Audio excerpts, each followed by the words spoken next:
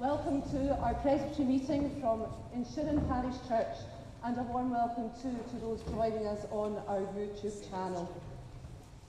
Let us worship God. Our Bible lessons this evening will be read by Charlie Gothard from Dumbarton, Westkirk.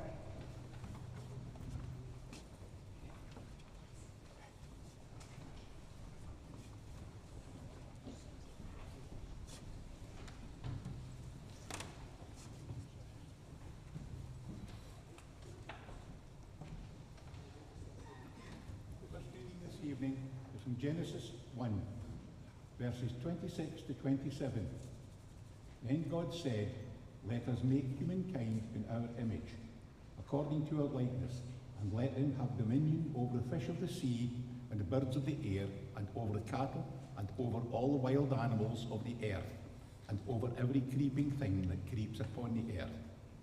So God created humankind in his image. In the image of God he created them, male and female, he created them. The second reading is from John 3, 16 to 17.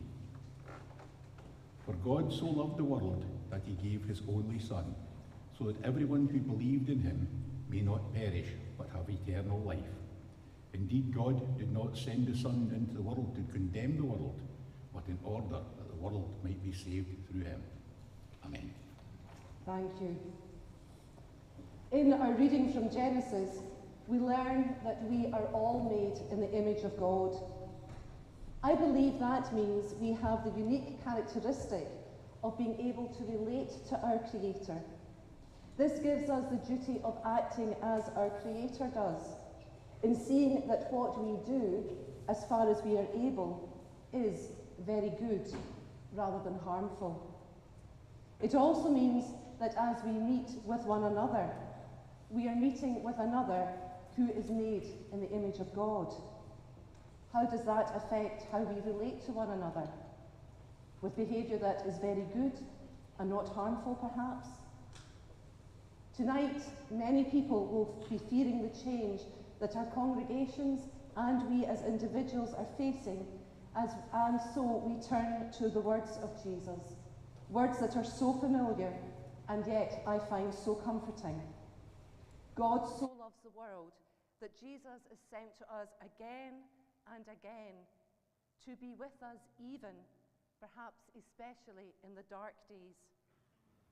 Each year we have to walk through the darkness of Good Friday and endure the patient waiting of Holy Saturday before we experience the joy of resurrection at Easter. Is it possible that there will be resurrection for the Kirk after the pain of the past months and perhaps even the coming years? That should be the hope and prayers for us all. For many of us, the words of John chapter 3, verse 16 are the key to our understanding of Jesus' life and ministry. Nicodemus came to see Jesus by the cover of night. The scene holds our attention as we feel the need for secrecy coming up against the need to share the good news of Jesus Christ.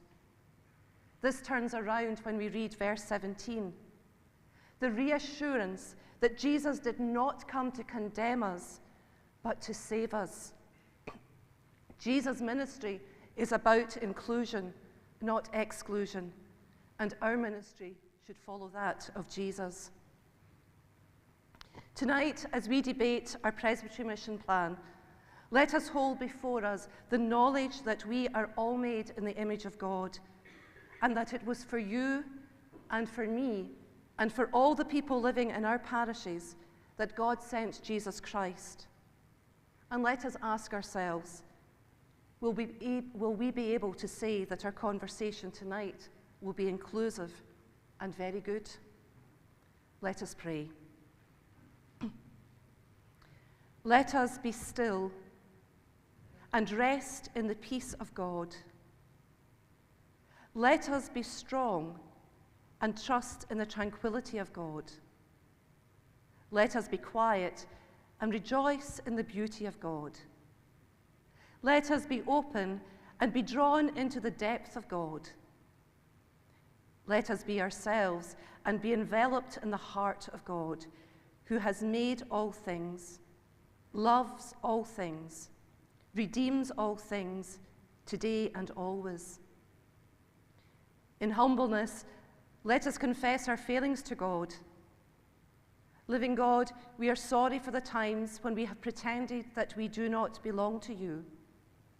We are sorry for the times we forget that our brothers and sisters are also made in your own holy image. And we are sorry when we have let injustice prevail because we have been too afraid to speak out. Forgive us, we pray, in Jesus' name. Holy God, we remember those around the world facing misery this night, the people of Ukraine and all war-torn countries, people who are hungry, people who have lost loved ones and homes in Indonesia. And we pray that the world may respond to all in need with active love until all people enjoy life in all its fullness. Lord Jesus Christ, as we come before you this night, we constitute ourselves as Clyde Presbytery, a court of your own holy church. Help us as we debate to remember that you are the King and head of the church, and all we do should only ever bring honor and glory to your own holy name, in which we pray. Amen. Brothers and sisters, let us look forward in faith.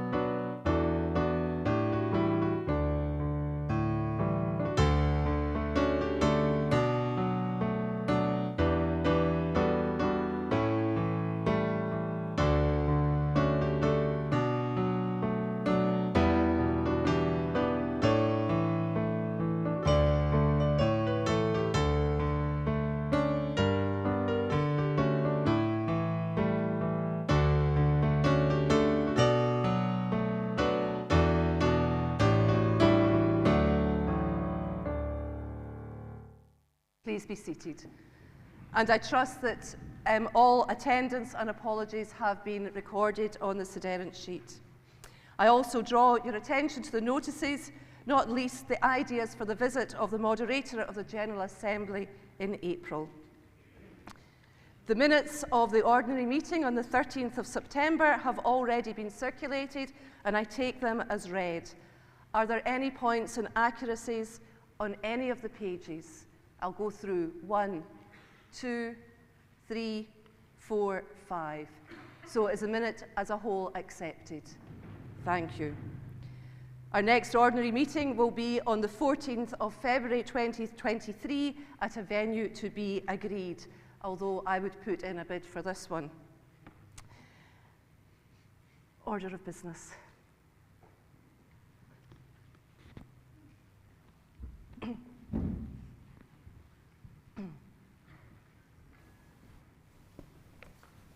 Moderator, the order of business is as in the print, apart from an extra item in the Business Committee meeting, a new number 15, which is to allow the congregations of Gourock, Old and Ashton, St John's in Gourock and Greenock St Ninians to worship together in Gourock, Old and Ashton on New Year's Day. Moderator, as you know, the plan had been to present the draft Presbytery plan for approval this evening. It became clear to the Planning Committee that the volume of comments and number of people wanting to speak and move motions was going to be very considerable, and it was felt that it was going to be impossible to get through the business this evening. So the Planning Committee are asking if the Presbytery would approve an alteration in the order of business tonight so that we would meet in conference session, and as we do that, that we would observe the same orders of the day as are outlined, Cluster A at 7 o'clock, Cluster B at 7:40, etc. If we don't get through each cluster, that we would guillotine the discussion on that cluster at the appropriate point and return to those clusters in order if there is time at the end of the meeting. We are not anticipating that anybody would move a motion, but we are anticipating that congregational representatives would be allowed to speak first in each of the cluster discussions. People are allowed to speak for 5 minutes, which we will tightly enforce, but we would greatly appreciate if people could keep their speeches to 3 minutes, if that is possible. And after people have made their comments, many congregations have already made written comments, but if people were able to send in written comments afterwards, that would be greatly appreciated. We are now almost certainly going to miss the deadline for presenting an approved plan to PIMPIG by the end of this year.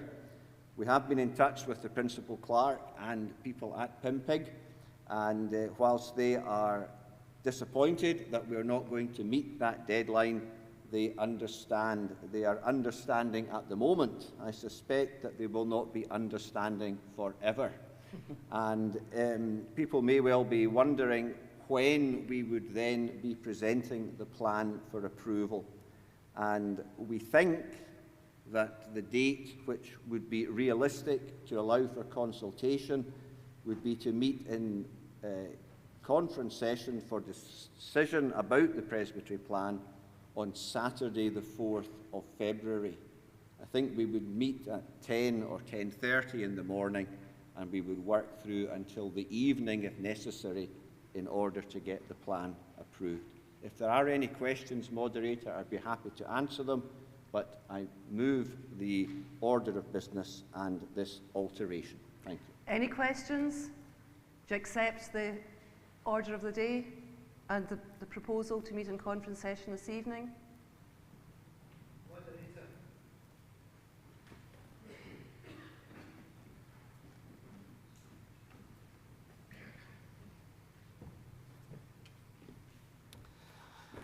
John Murnan, Sherwood Greenlaw Church. Ken, thanks for kind of outlining the business plan.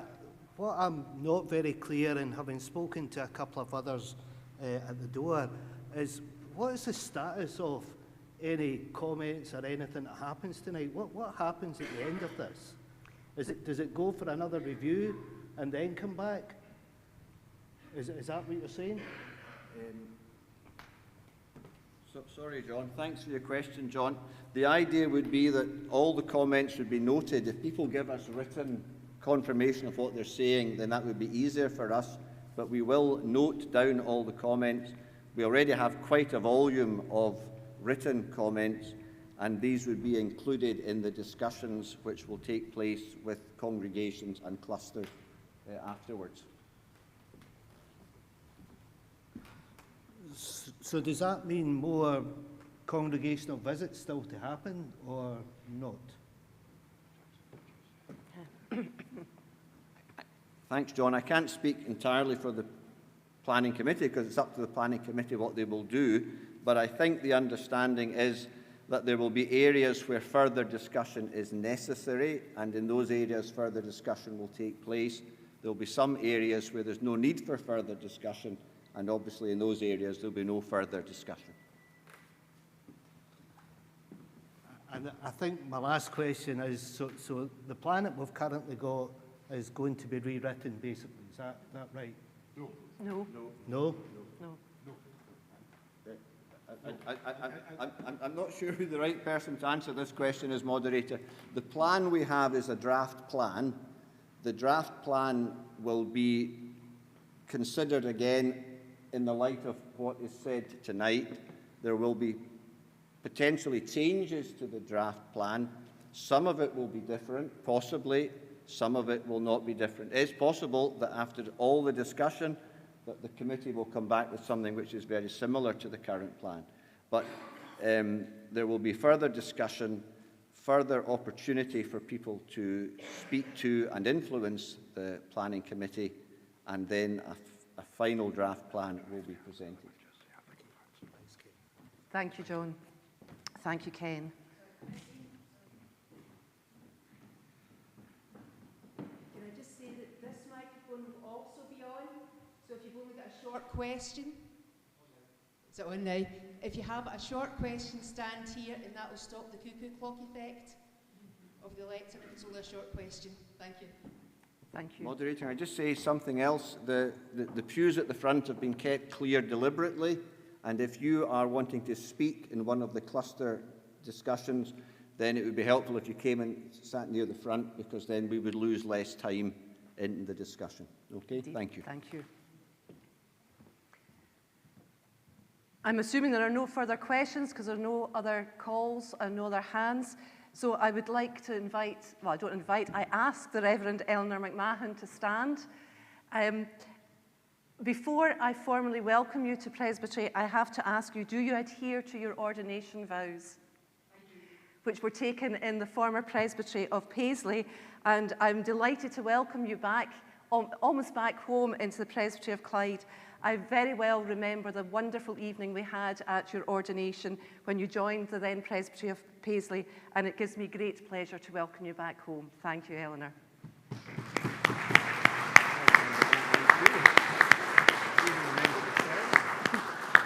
Did you preach it? No.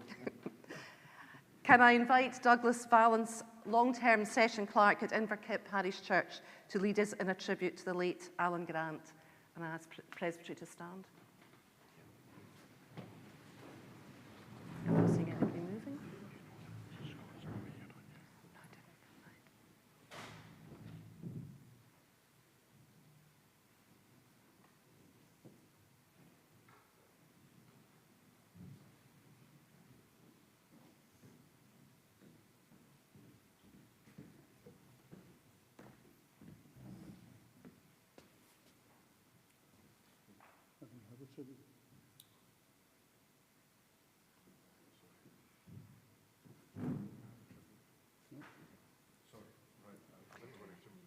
We will defer to our next Presbytery meeting. Please be seated. We now have the leave-taking of 3 ministers to note. First of all is Scott McCrum, who is not here this evening. Scott came to us in 2018 as a part-time minister at Old Kilpatrick Bowling, and has now decided to, after time of ill health, chosen to step back from parish ministry. I understand that he's planning on spending some time travelling, and even in his absence, we wish him Godspeed in both his physical travels and on the spiritual journey that he will continue to take with our Saviour and Lord. Elspeth Mackay, would you please stand? If Elspeth is here, thank you. Elspeth, you have been with us for such a short time that I have not had the opportunity to meet with you, let alone get to know you. However, your journey with God now takes you back to the northeast, a part of Scotland which you are very well acquainted with, and I'm quite sure you will be a blessing in many ways to the new Presbytery of North East and the Northern Isles, and I wish you all God's blessings in your new post.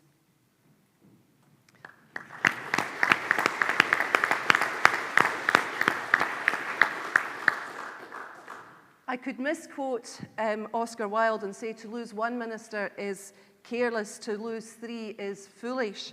But Ian McEwen, can I ask you to stand? Thank you, Ian.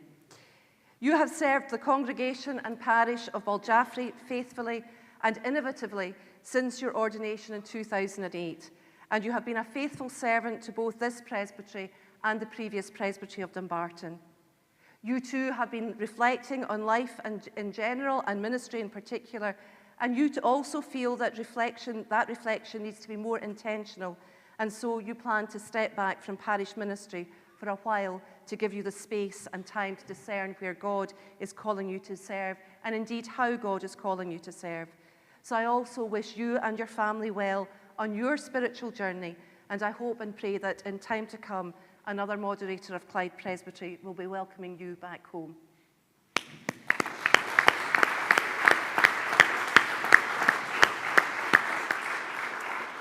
Jonathan, I now invite you to stand.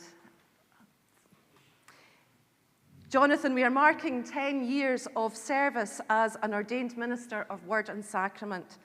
Time forbids me for rehearsing all that you have done in those 10 years, so I thank you for the ways you have served the Church and our Presbytery, and offer you the sincere congratulations of both myself and Presbytery.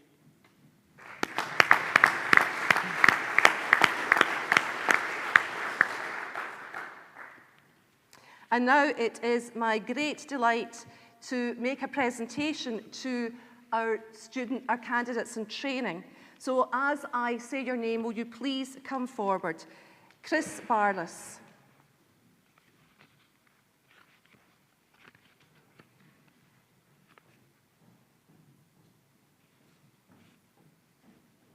Adese Gozium Eboni.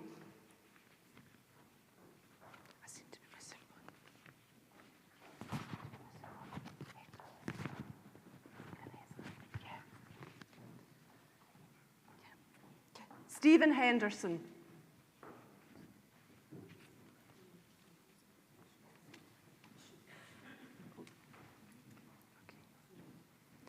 Torsten Koenig.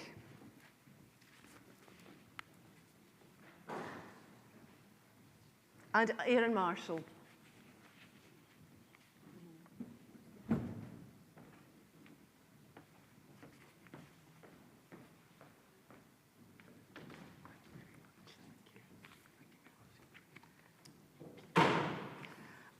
Oh, I've given you the wrong one. I understand you're now a probationer. Sorry, you don't get an envelope. Oh.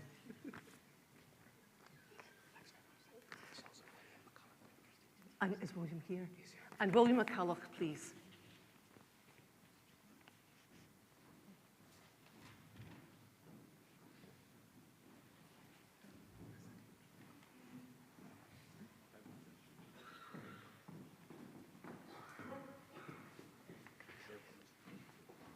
Just wait there a moment.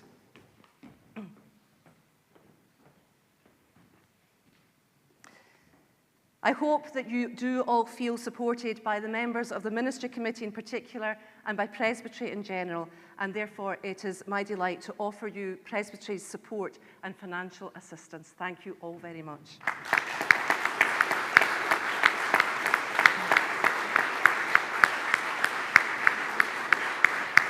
We have 6 minutes left. I know. We have decisions made under powers for noting and committee decisions taken under powers also for noting. And we have 6 minutes for the Business Committee, Mr. Gray.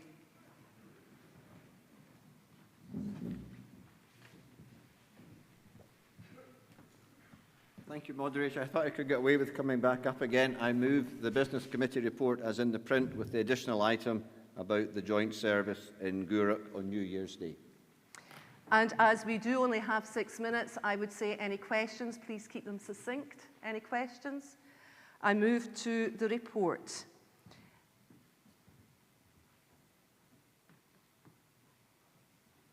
And I'm suggesting that we take items 1 through to 3 and 4 and 5 because they are noting together. Do you agree with deliverances 1 to 5? And deliverance 6 and 7.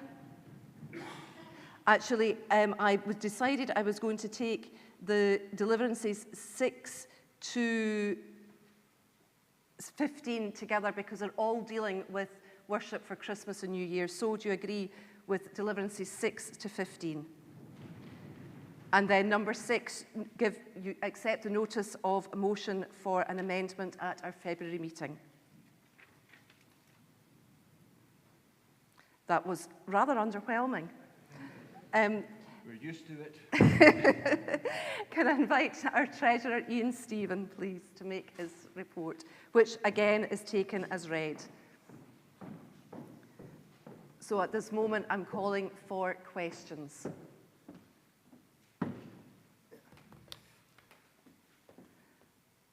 Okay. Comments?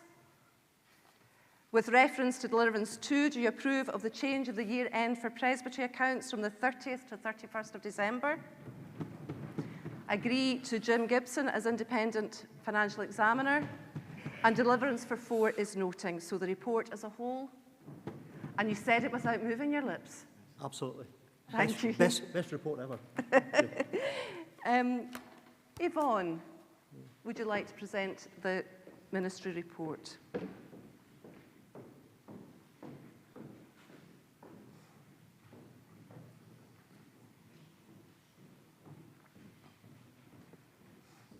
And Anne, as we might just get to the mission report, do you want to come and sit further forward? Well, you're quite forward. Yeah.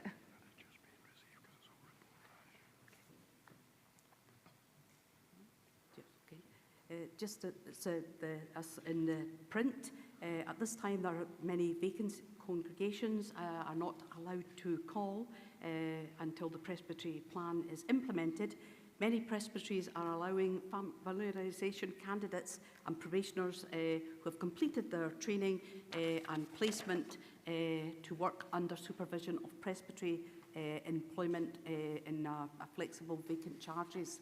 And we've got currently 2 candidates that fall into this category, and we're asking for Presbytery's approval to allow Mr. Dougie Adam and the Reverend Mark Boshoff to be allowed to take up these roles. And that's what we're looking for. Thank you. Any questions or comments? So do you agree, do you approve the nomination of Mr. Stuart Wilson as a candidate in training for the ordained local ministry? My sincere congratulations to Stuart and thank you for being willing to serve the church in this way. And the Deliverance as a whole. Thank you, Yvonne. And your report is for noting, so can I just have Presbytery's approval that you receive the report? Thank you very much. Again, another report without moving any lips. If you have not already had the time to do so, I would recommend to you the report from Stuart Davidson and the call for prayer.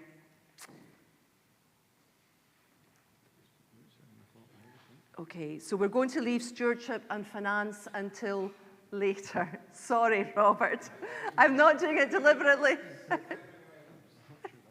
Well, we've got 2 minutes. We've got 2 minutes. So do you think we can do it in 2 minutes? Can I just ask, in Deliverances 4 and 5, is that for 2002 or is that 2023? 2022 or 2023? It will come off their 2022 allowance. Right, okay, thank you. So the report, any questions? Comments? Deliverances 1 and 2, 3, 4, 5, the Deliverance as a whole. And I'd like to thank you, Robert, not just for the report, but also for the incredible support your committee has given the Lochside Family Worker Project. It is appreciated. Thank you. Our pleasure, Moderator. That was your best report ever, Robert. Yes.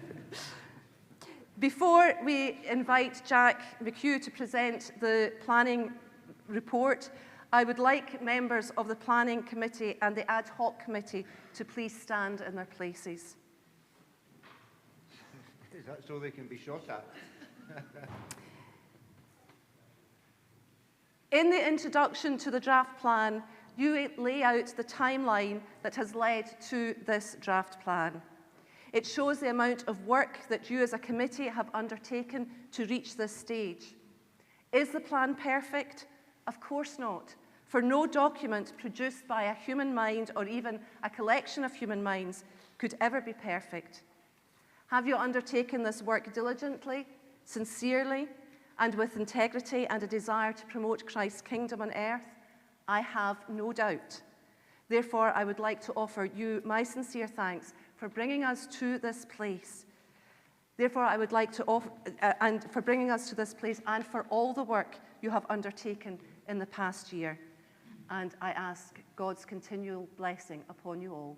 Thank you. You may be seated. Jack, I invite you to present the report.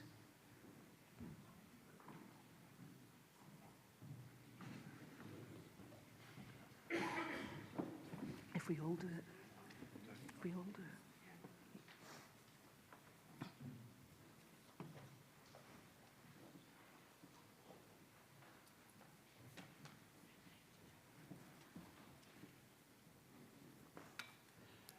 Moderator, can I thank you on behalf of the Planning Committee for your very kind and gracious words. We really do appreciate all that you've actually said. It's a source of great disappointment to me and to the committee that we are unable to present the draft plan for approval this evening. And we do thank Presbytery for their indulgence in allowing us, in a sense, to move from the approval to further consultation. We have realised with the number of letters and questions and emails that have been sent through, there's still a consultation process to be completed. We want to get that done as quickly as possible. We want to do it properly. We want to present the best possible plan for Presbytery. And that is why we've arrived at this regrettable situation of asking that the plan should not be approved tonight. I have received a considerable amount of correspondence, which we will actually attend to in due course. It's our intention to work on that as quickly as possible, and that will be supplemented, of course, by comments that are made this evening. Moderator, I really don't want to say very much more. I think it's a listening exercise for us tonight. But I would just like to share a verse and a chorus from a hymn that we actually sung in Freeland Church on Sunday. It provided me with a reminder that this work is not our work. We're engaged in God's work. We're engaged in seeking to extend Christ's kingdom in Clyde.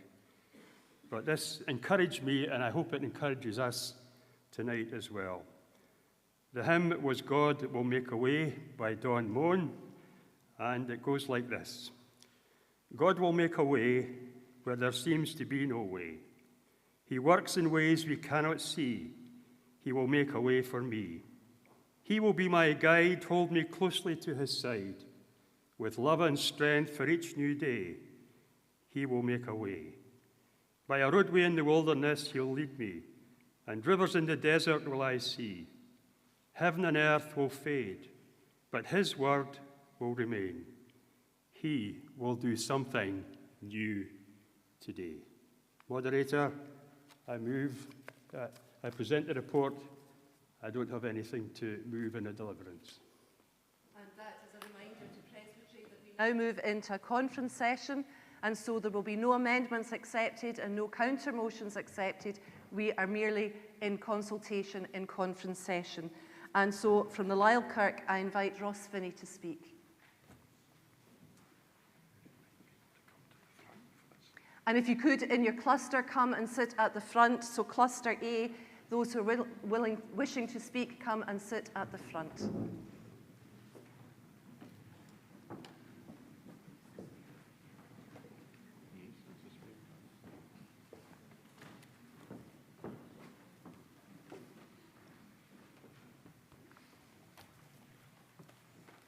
Moderator, Lyle Kirk is extremely grateful to Presbytery for recognising that with the volume of concerned inquiries and without any disrespect to those who put the plan together, that we will have the opportunity for further consultation. Lyle Kirk's position in broad terms was that the draft plan, which those who read it from cover to cover will know, we were included in not just a cluster, but in a subgroup which came under the sort of subheading of Connect, with all churches from Greenock Well Park through Gourock and down to Skirmerley. We were broadly content with that, and more importantly, looking at the new situation, that we're trying to achieve the ability to carry on mission with far fewer ministers. One of the issues we were concerned about was the ratio of ministers to present adherents and to members of congregations, and that there was some balance. Now, I know these are rough numbers. They're not absolute. All of our records are not necessarily accurate, but these are the figures that we have to go on. And so coming down from 6.25 ministers to 4 in that cluster, and looking at the priority areas and other demographics, that seemed fair and reasonable. I think we were concerned, Moderator, that the actual plan that was produced went further. Now, it looked on the face of it a fairly simple change. Well Park Midkirk was removed from the cluster, as was one minister. But when you went back to trying to establish what was the evidence for that, what was the basis for that, and what was the effect upon the general distribution, because we do believe in Lyallkirk that although we shouldn't get hung up with what Connect might or might not mean, as a basic principle, it is clear that with very much fewer ministers, the need for there to be more collaboration within groups is going to be more needed than ever before. So actually the removal of Well Park Midkirk had the effect of removing 25% of the allocated ministers, but only 13% of the total congregations. Now, I don't want to get hung up on particular numbers. The plan will never produce complete equality. That is simply not possible. But one of the principles I think we want to emphasize, Moderator, is that there should be some degree of equality and fairness in the allocation of resource that can genuinely be justified, both by reference to numbers of congregations and to priority areas.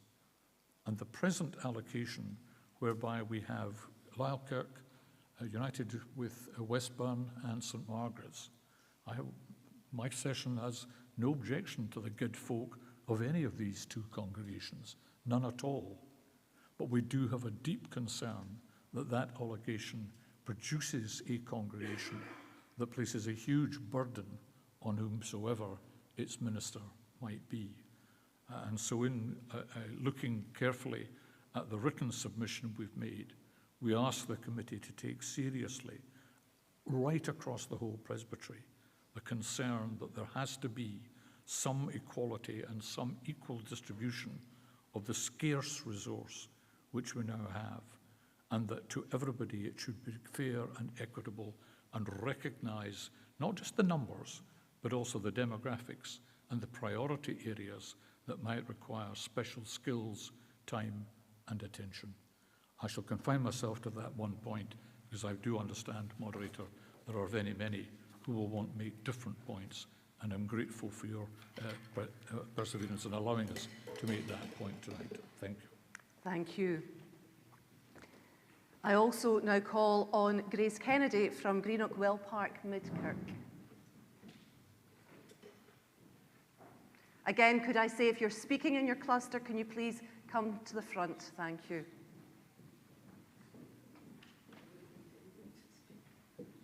If you don't need to speak, you don't. So, I realise the points that Ross Finney made, but from a Well Park Midkirk perspective, we were and are very happy with the proposals as set out in the draft plan. We are perfectly happy with the linkage with Hamilton, Bardrainy and Port Glasgow. As a congregation in Kirk Session, we look forward very much to working with Hamilton, Bardrainy. I think from a Well Park Midkirk perspective, we are very much involved in the mission in Greenock with a lot of the refugee Syrians, Ukrainians and also a very large Nigerian population. Also, as the town church, we have a huge responsibility with regard to all the civic duties that are undertaken within Greenock. And therefore, we are quite content that we share the ministry with Hamilton Bardrini. Thank you. Thank you very much. Can I just remind presbyters that if you are in agreement with the draft plan, that there is no need to speak. Thank you. So I call on Ewan Cameron from Inverkip.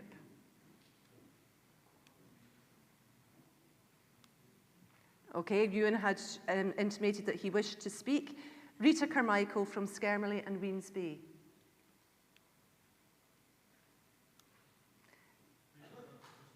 Sorry? Okay, these are people who actually contacted us to say that they wish to speak, that they would be present here tonight, and they wish to speak. So that is all the notices that we have from Cluster A wishing to speak by non-presbyters. So if there are any now presbyters wishing to speak, we will just come forward and introduce yourselves, as John Murning very well did, with name and parish. Good evening. I'm Alan Aitken from Gourock St John's in Cluster A.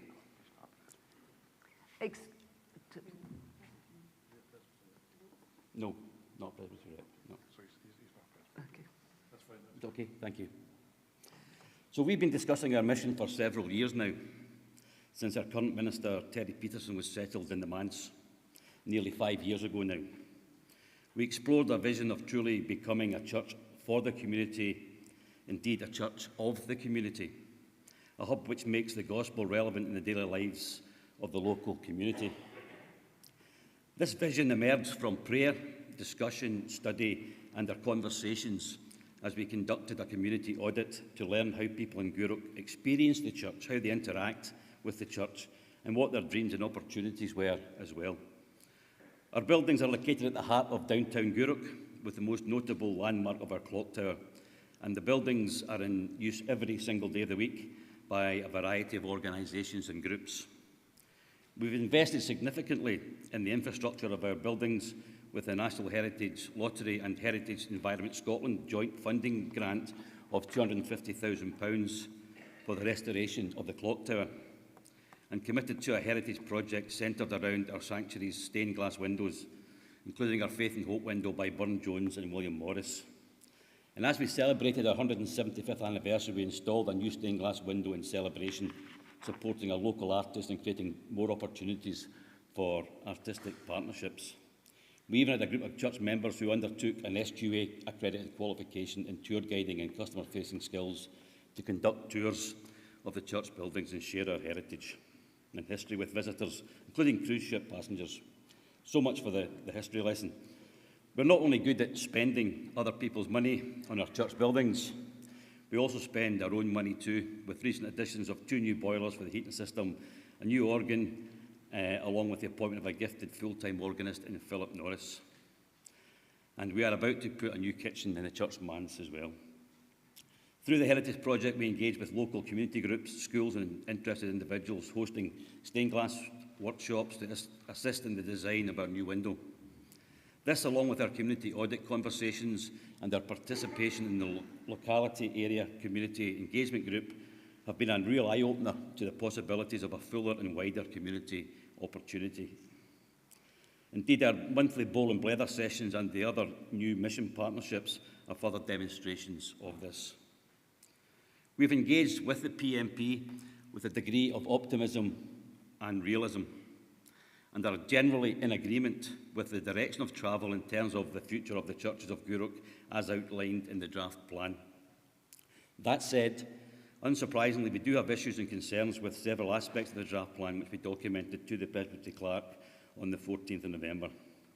Specifically, those related to what support would be available to assist us on the journey with Cluster A, what the future of the cluster may look like with 2 ministers currently in Gourock, with tenures beyond the current 5-year lifetime of the plan, how the inclusion of Inverkip and Skermley Weens Bay congregations was envisaged, that areas of deprivation in Larkfield, Braeside and the other areas served by St Margaret's and St Ninians appear underserved in the current plan.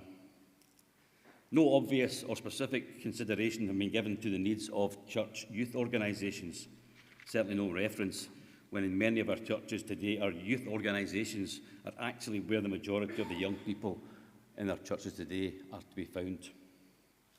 The answers we receive can be summarised as follows. On support available, predominantly self-support and utilisation of your own local resources.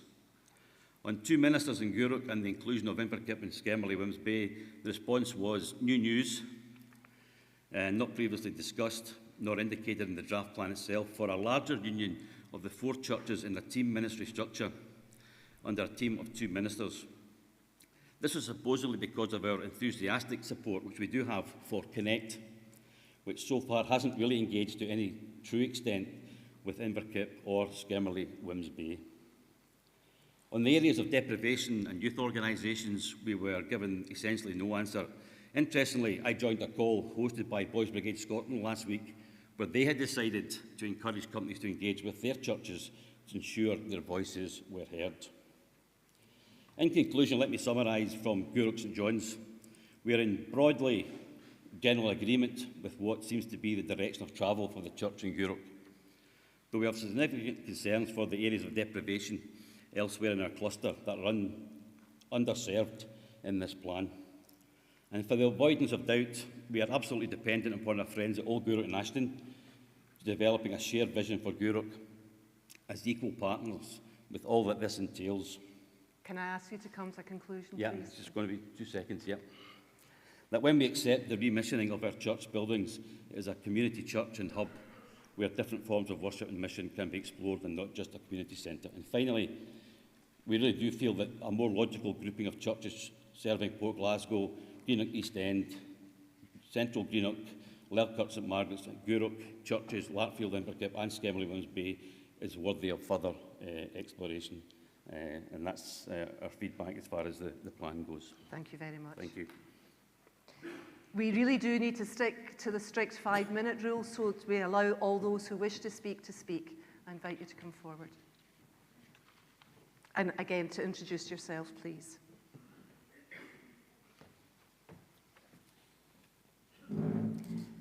Cathy Dennehy, Presbytery Elder for Hamilton Badrenny Church, Port Glasgow. Moderator, I would just like to say that Hamilton Badrenny are happy with the proposed linkage with Wellpack Midkirk in Greenock, and also that we are grateful for the opportunity to continue with the mission plans that we have for Upper Port Glasgow, and that's all. Thank you. Thank you. But could I do please ask those who are happy with the plan not to come forward and speak? Thank you very much. It is taken, if nobody speaks from a particular congregation, it is assumed that they are in agreement with the plan. Thank you.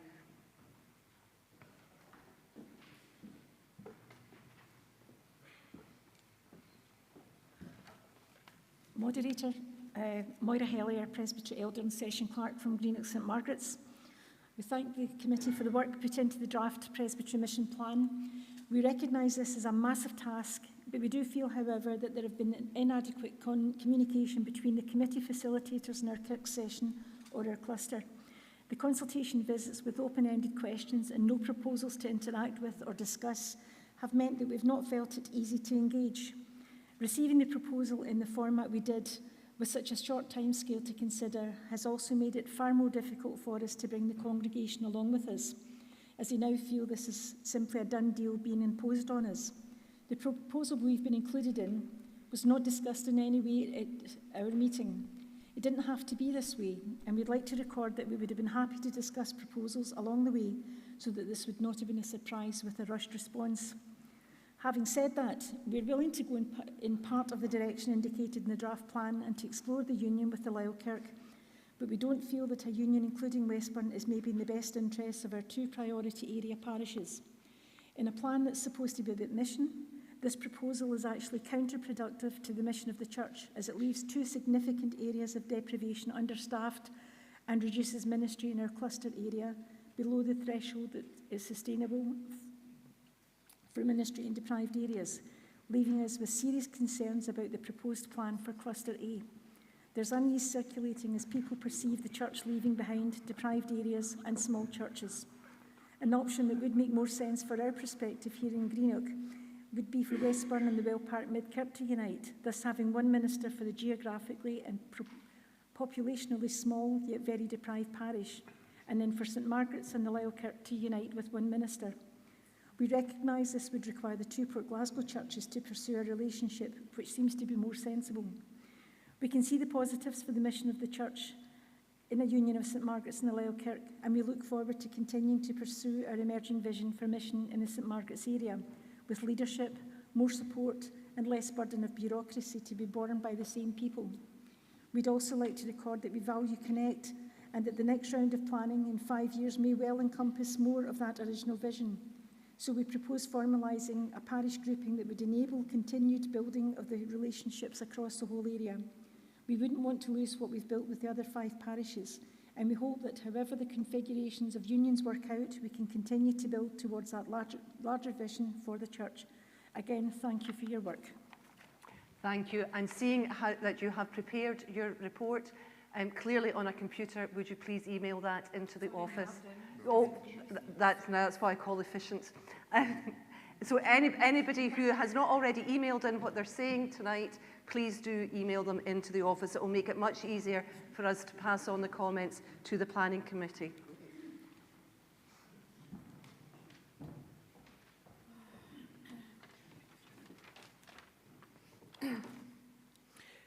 I'm Jennifer Bogan. I'm an elder in Greenock Westburn, as well as a Presbytery reader and corresponding member of Clyde Presbytery. And I've been asked to speak on behalf of the church session of my church. Church session of Westburn Parish Church met on the 2nd of November and had some initial discussions on the draft Presbytery plan. Because the plan had only been received that afternoon, we held another meeting on Tuesday the 8th, after elders had had a chance to read the document and reflect on the response. And the meeting was also open to members of our congregation, and a number attended and contributed to the discussion. Our church session is broadly in agreement with the proposal for Cluster A, Section A4, which includes our church, and we are willing to enter into negotiations with Lyallkirk and St Margaret's regarding a union. The draft plan proposes the closure of all the Westburn church buildings, and we accept that the church needs a very large amount of money spent on it, so we can see why it's proposed to categorise it as B and to be disposed of. However, we would want to retain our halls and have them designated as A. We strongly feel that the resources they offer as modern, flexible, well-used, well-equipped, recently refurbished spaces to high standard, we had a break-in and they've been refurbished since then, that they are necessary to the ongoing work of the proposed union and for the development of mission within our wider community. Our halls are currently used by a wide range of organisations because of their location on a main route into town centre, because of their access to both bus and train services, strategically placed close to proximity to other key stakeholders in the area, such as our Gown Hospice and West College Scotland campus, and to transport links. If our buildings are closed, we don't believe that the current Lyallkirk building in Union Street will provide sufficient hall space for all the church and community organisations who currently use the premises of the two congregations. This would result in a substantial loss of facilities for the whole community and opportunities for outreach, which the current premises of the two churches provide. We've taken advice on the feasibility of retaining the halls separate from the church, and we've been advised that this could be possible. We sent an email seeking Planning Committee's view, but obviously they've had a lot of other submissions as well, and we've not yet had a reply. And so it now appears that they're going to consider the plan further before bringing a further updated plan to Presbytery. We would like to see the retention of our halls included in the revised plan. We were disappointed that we had a very short time space in which to discuss the draft plan. However, I think we welcome the fact that from now on we're going to have a little bit more time to look at the plan again, that the Planning Committee are going to look at it again, and that we might have an opportunity at that stage to discuss with other congregations within our cluster or even subsections of our cluster, to see if we can get some consensus and hear each other's perspective and ideas, some of which we're hearing tonight. That's all I've got to say. Is there anybody else from Cluster A that would like to speak?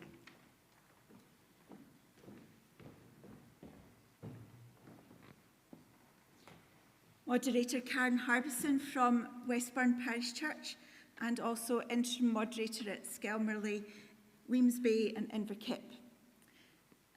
It's obvious from what people have said this evening that there is still a lot of consultation and discussion to be had in Cluster A until we get to a place where the plan encompasses all the ideas, the vision and the hopes of our congregations and a way of being missional in our communities.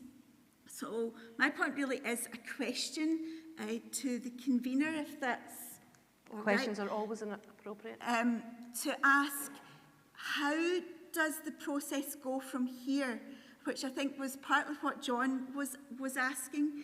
Would it be the intention of the committee that the facilitators previously appointed to each cluster would now come back and arrange meetings with individual Kirk sessions, with smaller groups, whole clusters, or is it up to local parties to take the initiative and start that conversation based on the information we already have? It's really just trying to clarify how we move forward so that we get to a point by February the 4th or before that we actually can come together on. Thank you. Before I invite the convener to answer that question, I just want you to know the reason I was smiling is not because I think everything is wonderful with the Presbytery plan, but I just saw the young folk from the Cubs leaving the building, and it always gladdens my heart. Convener. Thank you, Moderator. Thanks to Karen for asking that question. It's our intention to move on the responses that we've already had, and obviously any responses we get this evening. Some of the speakers have actually identified issues that have already been communicated to us, and it's our intention to hold the meeting very, very quickly. If there's a requirement for us to revisit a particular part of a cluster, then we will certainly do that. If we can resolve the matter by answering questions, we will certainly do that. What we actually want to do is to ensure that satisfactory answers are actually given to anyone who raises a question or an observation. We don't see that it's necessary to revisit the clusters in their entirety. I think some of the stuff that we've actually received can actually be answered by telephone calls or by a written response.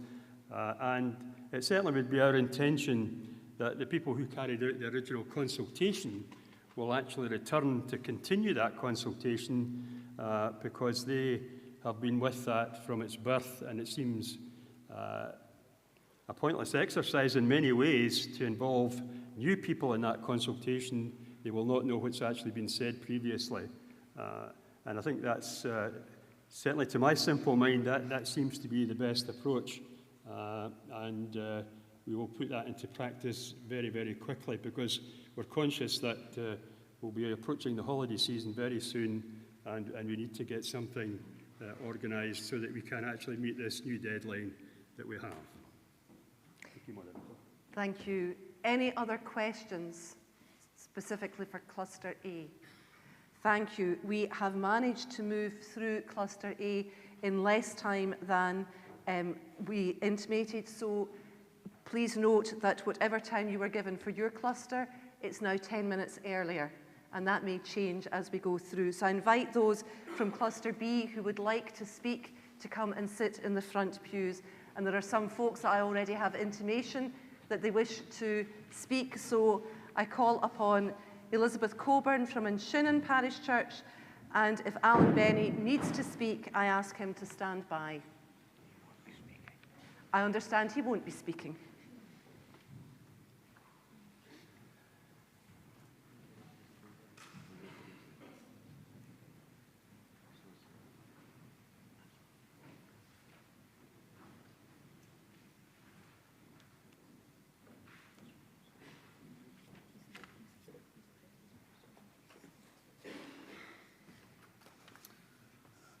Moderator, I am here tonight to represent the views of the Kirk Session of Inchinnan. My name is Elizabeth Coburn. If I was asked to describe the response of our Kirk Session to this plan, I would say confused.com. In Plan 1, we were to be aligned in some form with Erskine Parish Church, which is that way. In Plan 2, we are to be united with Renfrew North Church, which is that way. What is, however, certain about both these plans is that nothing is going to happen to Inchinnan Parish Church for an unascertainable period of time, as all three of those churches are in unrestricted tenure. So it could be 5 years, 10 years, or maybe even 15 years before anything happens. In my submission, that is not a plan. There is so much about this situation which is unsatisfactory. As a Kirk Session, we always seem to be saying, we don't know the answer to that. One thing is clear, that this plan is proving divisive, and the congregation and Kirk Session need certainty as to our plan for the future. In this plan, our building has been classified as Category A, but we feel that we need a commitment from Presbytery that this will continue to be the case if the plan is implemented in 5 years or 10 years' time. Without that assurance, how is the Kirk Session expected to plan and budget for those years to come? The Kirk Session believes strongly that the Church should have a presence in Inchinnan in the future to allow us to develop our mission in the community and to provide opportunities for all age groups and adapt to the needs of our evolving congregation. The congregation have valid concerns that in 5 or 10 years, when the plan can be implemented, we could then be told that the plan had been changed and Inchinnan Parish Church is now to be closed and sold off, for example, for housing development. We are going to struggle to get support if we have to say to our congregation, we can't answer that question as to what's going to happen in 5 or 10 years' time. We have great facilities here which we have worked hard to get. If you'd been here 25 years ago, you would have had to check if your seat was wet and avoid the buckets on the floor to catch the rain from our roof. We formulated a plan to stop that. We worked through it and we achieved it. We changed the roof into a pitched roof. We know from that experience that our members and the community will support a plan, but we need to be able to give them answers as to where we are going and we can't do that as things stand at the moment. We are being expected under this plan to carry on as we are for an unspecified time, maintain a full-time minister, maintain the premises, and yet adapt to meet the changing needs of the congregation and the community. The Church of Scotland recognise that the status quo is not going to be a sustainable model for the future, but we feel that Inchinnan Parish Church are being asked to do just that, maintain the status quo for an unspecified number of years. We feel that we are being left in an impossible position through this uncertainty. And my personal fear that if that issue is not resolved, it is going to suck the lifeblood out of our church. Thank you. Thank you, Elizabeth. Ian Morris, are you wishing to speak? Okay. Thank you. Jim Holmes from Kilmacombe, St Columba, sorry.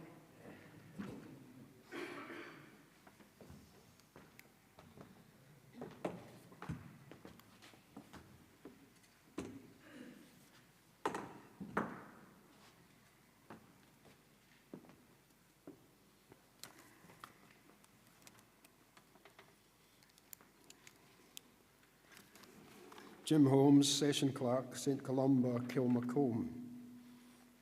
Moderator. The first thing I would like to say is that our Kirk Session and congregation in St Columba realise that a union of the two churches in Kilmacombe is, in fact, in the interest of the community. There was a previous vote earlier in the year on a basis of union, which fell with a congregational vote in our congregation of 70% against, despite the majority of the Kirk session being in favour. However, there was a feeling of being rushed into the vote and a question over the tenure that would be available.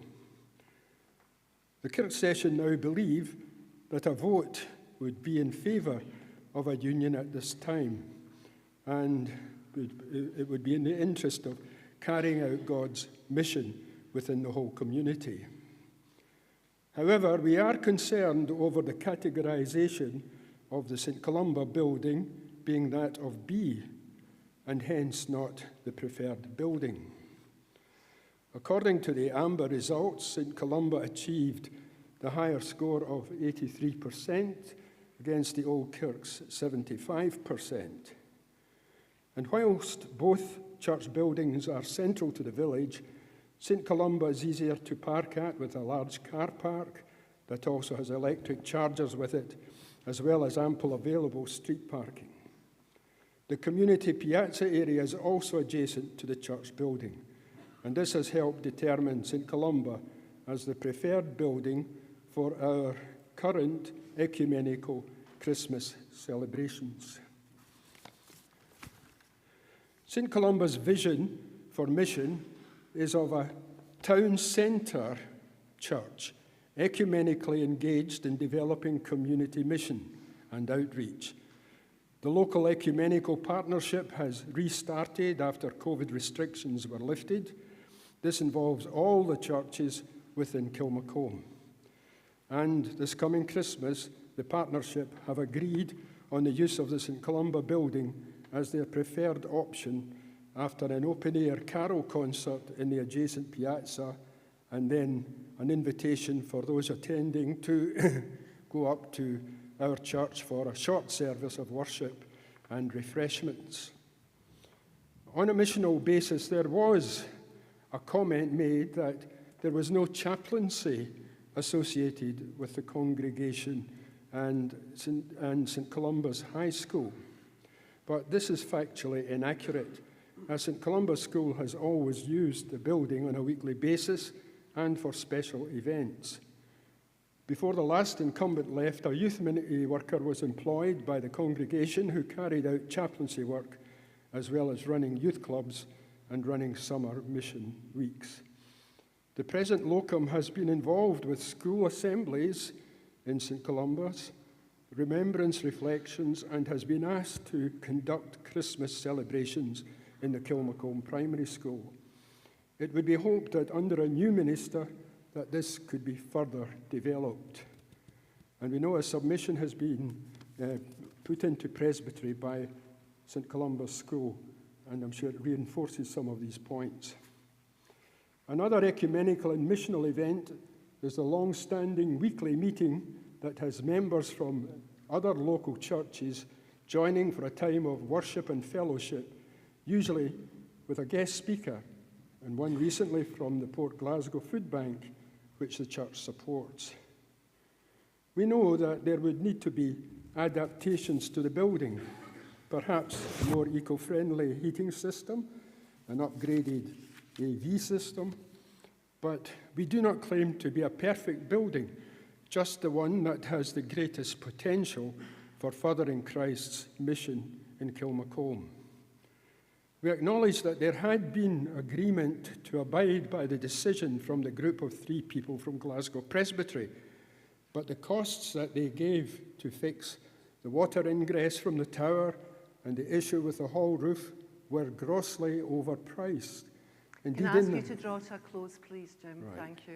Indeed, we found that there was quite a considerable difference between what they said as estimates and what actually turned out to be the cost. We therefore propose that St Columba is best placed in terms of location and facilities to be the church that remains open so that both congregations can unite in enacting an exciting multifaceted vision for mission and turning it into a reality within Kilmacombe. Thank you.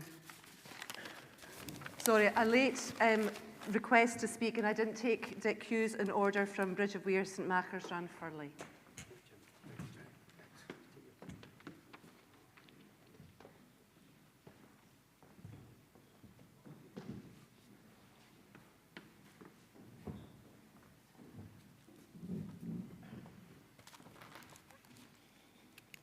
Moderator, ladies and gentlemen, you'll be delighted to know that for some reason or other I had it in my head I would only get 2 minutes to speak. So this will be God short, bless you. Short, sweet, and yes, you don't need to take your 5 minutes. Short, sweet, and hopefully to the point. This is the comment of the Kirk Session of St Machars, Ranfurly Church on our proposed amalgamation with Freeland Church in Bridge of Weir. At our meeting of 8th November, the proposal to amalgamate the two churches contained in the draft Presbytery mission plan was accepted, albeit reluctantly, as being the only way forward if the Church of Scotland is to survive in the longer term within the village. There was, however, disappointment and a degree of dismay that St Machars Ranfurly was to be declared a Category B building, effectively for disposal. Whilst it does not enjoy the central geographical position of our neighbour church, it is well maintained, it benefits much more from the sunlight, and was thought to be more aesthetically pleasing than the other. We also have the village war memorial situated immediately outside. Further, it was felt that any decision to dispose of our church should be delayed until it was established what works would be required to render Freeland Church suitable for the accommodation of both congregations, and if possible, the community groups and organisations who currently use St Machars Ranfurly Church Hall. It was further decided that any amalgamation would have to be clearly presented as a union of equals, and that we in no way wish the local population to be given the impression that one church and its minister was taking over the other. We currently have a subcommittee examining the issues which will arise as a result of any amalgamation, and they have been in discussion with their counterparts at Freeland with a view to addressing these fears. But at the moment, we work quite closely with the other church on a number of things. For example, sharing youth organisations. On some occasions, they're in our hall. On other occasions, they are in theirs. Thank you very much. Thank you, Dick. And I call on Ian Barber from Johnson High.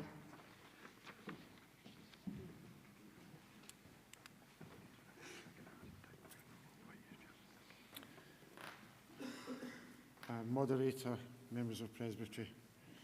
First, I'd like to say that we concur with arguments which have been put forward by Eldersley Kirk, but by other means, I understand, in regard to the proposed unions in Cluster B, specifically around Johnson and Eldersley. But my plea to you now is on behalf of our church building, and I speak on behalf of the session and the congregation. Johnson High Parish Church was built in 1792 on lands graciously donated by George Ludovic Houston, Esquire, Laird of Johnston. It is a beautiful building structured with a hexagonal shape, unusually. The Few Charter for the graveyard is dated 17th June 1791, and that makes it one of the oldest documents relating to the town. There are 460 graves, plus one mass grave, unmarked, to take bodies from the cholera plague of 1832. We believe approximately 1,500 persons were buried in the graveyard, and that's excluding the mass grave. The graveyard itself is a magnet to people from around the globe, seeking to trace the final resting place of long-lost relatives. Many of those graves were identified and located in collaboration with the Johnson History Society. Due to the seating capacity of the church of 950, it was often used for public meetings until the first town hall was built in Johnson in 1869. The church and halls were also used in recent years while the new town hall was being built. The central position in Johnson of Johnson High is easy to get to by foot and on public transport, and is visible to the populace of the parish. Its spire features the town clock and can be seen from most parts of the town, and the bell can equally be heard throughout the local area as it calls people to worship. Over the last several years, new families have been drawn to the church and have also joined our roll. They stayed for the fellowship, but more importantly, they came for the building. Of course, a building that is 230 years old requires regular maintenance, but the congregation has happily kept up with that maintenance over the years and stands ready to care for their beloved place of worship in the future. One of the striking features of the building is the stained glass windows in every lower alcove. But Johnson High is more than a beautiful building. It provides a spiritual home for 85 to 90 worshippers, and also for an average of 80 worshipping online every week. We pray that others will be drawn to the love we all know in Jesus Christ. Technology has been introduced, including audiovisual equipment and a modern sound system. Sunday morning services are live streamed and also uploaded to YouTube. Worship is led by an organ and a praise band with a mixture of traditional and modern hymns. We have a Sunday school of 14 children who join with the praise band playing percussion instruments. We have a diverse ethnicity and age range within our congregation, with many falling into the most vulnerable category in the Scottish Index of Multiple Deprivation.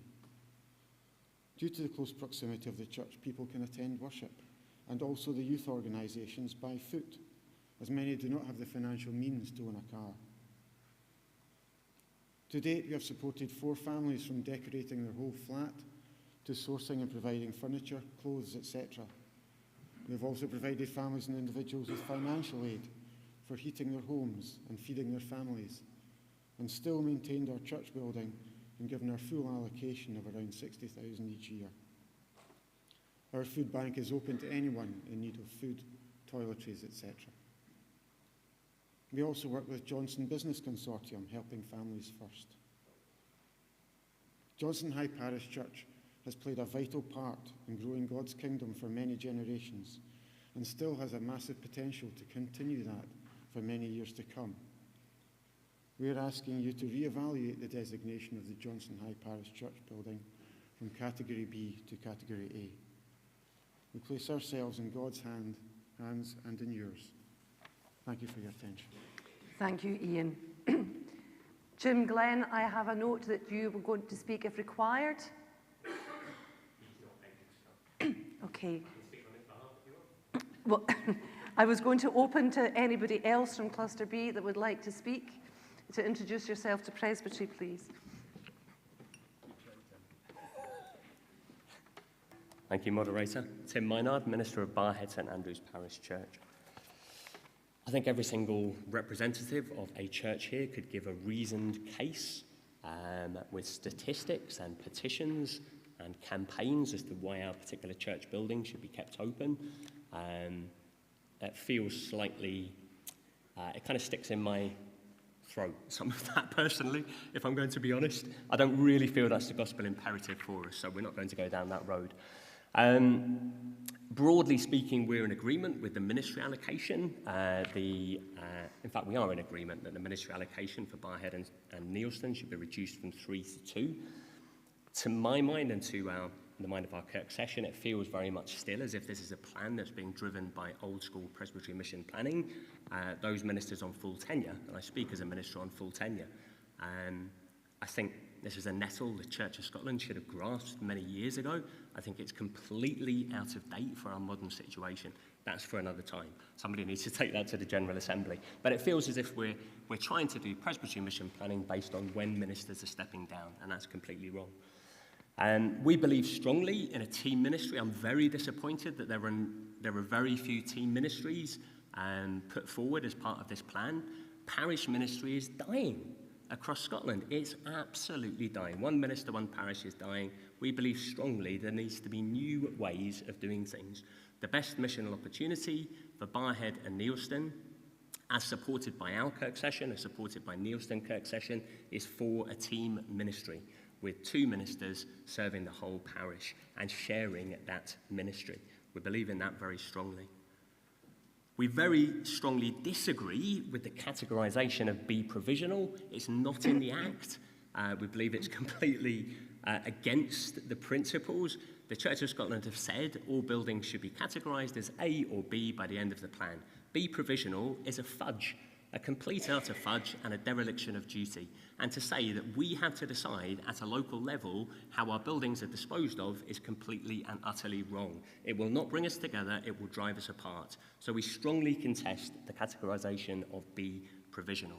We believe there's a strong case for retaining both church buildings in Barrhead. There were 3 church buildings in Barrhead up until 8 years ago. Suddenly we're going from 3 down to 1. Both churches are very viable. We want to work very closely with Barrhead Borough and with Neilston as well. We've been doing that. We've been meeting over the summer. It's not been easy.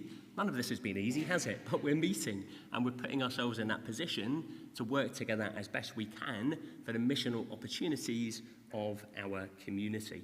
And we believe there is a strong case for retaining both of those buildings. I think that's everything. Oh, yes, the other thing was the agreed criteria on page 5. There's a long list of agreed criteria on page 5. I fail to see that evidenced within the decisions that have been made within the plan. The only criteria I can see is priority areas and funerals. Funerals? What's that got to do with anything? Thank you very much. Thank you, Tim. Anybody else?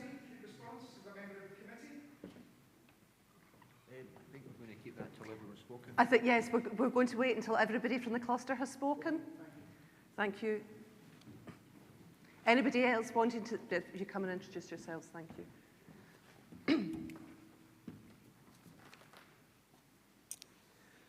Philip Wallace, Renfrew North, and moderators. Unsurprisingly, I'm going to talk about the recommendations as they relate to Renfrew North Church. Firstly, can I say that we are in agreement with some of the recommendations that are put forward for us. We don't mind progressing towards a union within Shinnon Church, and we don't mind sharing ministry. But what we do find puzzling is the recommendation that the Renfrew North buildings are designated Category B, that is, they are no longer required and are to be disposed of. We can understand such a recommendation if there were some facts or figures to back it up, or if major repairs were needed, or if it was a building that was rarely used. But this doesn't reflect the reality at Renfrew North.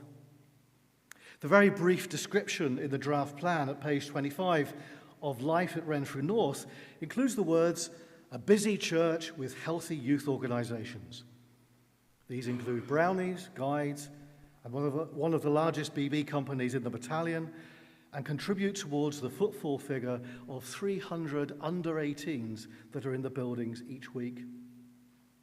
The busy church also includes a daily coffee bar which helps to combat loneliness and acts as a warm space that can be accessed by all who need it. The Forget-Me-Not Cafe serves the social needs of dementia sufferers and their carers and is supported by Alzheimer's Scotland.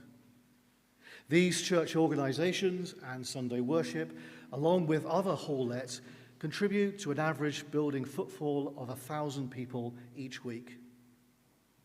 The Planning Committee already has a huge list of things that happen at Renfrew North, and we would urge it to return to it and examine all that would be lost should the buildings close, and to ask itself why you would close a building that currently offers a huge amount to the local community and clearly has plans to do more.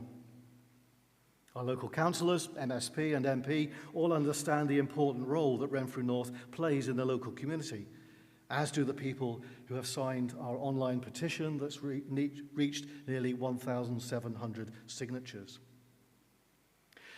Well-equipped spaces in the right places is a well-loved phrase of the General Trustees, and the Renfrew North building itself is well-equipped, partly through necessity after flood damage through COVID, and part through taking the opportunity to upgrade, including the commercial standard kitchen, which will be used by the charity Blue Triangle from the new year to equip cooking skills for those moving from homelessness to accommodation of their own. The Renfrew North buildings are located in the very centre of the most deprived areas of Renfrew.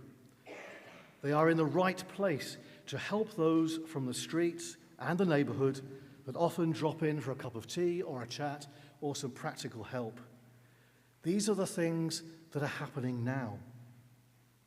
The comments also on page 25 about both churches having much to offer the youth and younger adults in the town and having two churches to offer a theological choice in the town make no sense if one of the churches is closed. Our consultation visit by the Presbytery Planning Committee commended Renfrew North for its mission plan and the fact that we showed clearly how our current mission and future mission were very much aligned with the 5 marks of mission. This is our evidence, all verifiable, that suggests that Renfrew North buildings should be retained. There is no evidence or justification given in the plan on page 25 as to why the building has been designated Category B, and all that I have described would be lost. And so my question is a simple one. It's one I've asked Jack before. Why has Renfrew North been designated Category B?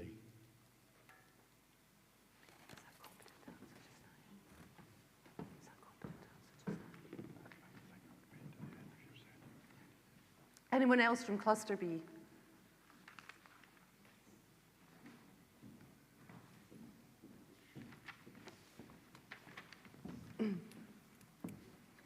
Pamela Gordon, Minister of the Bourke Church in Barrhead.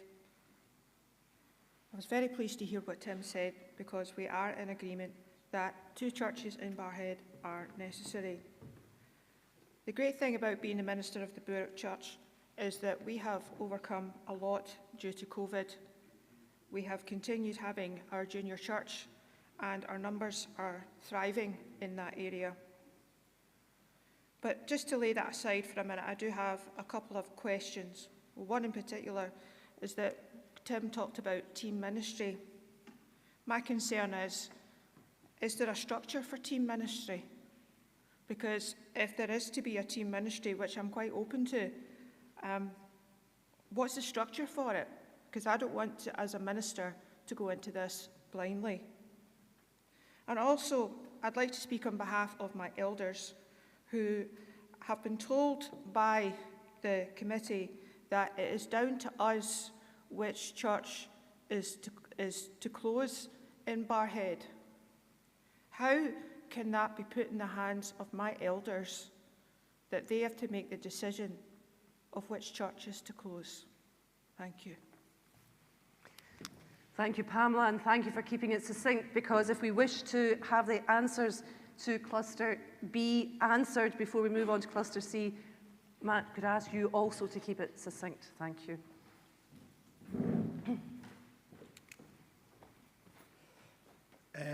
Thank you, Matthew Ritchie, Minister at Neilston Parish Church. So I complete that set for you, and I will, of course, keep it brief. We are, as has been mentioned, more or less in agreement with the plan. The idea of moving the 3 churches in the area into 2, and the idea of that being a team ministry, is one which we have been able to explore positive visions of.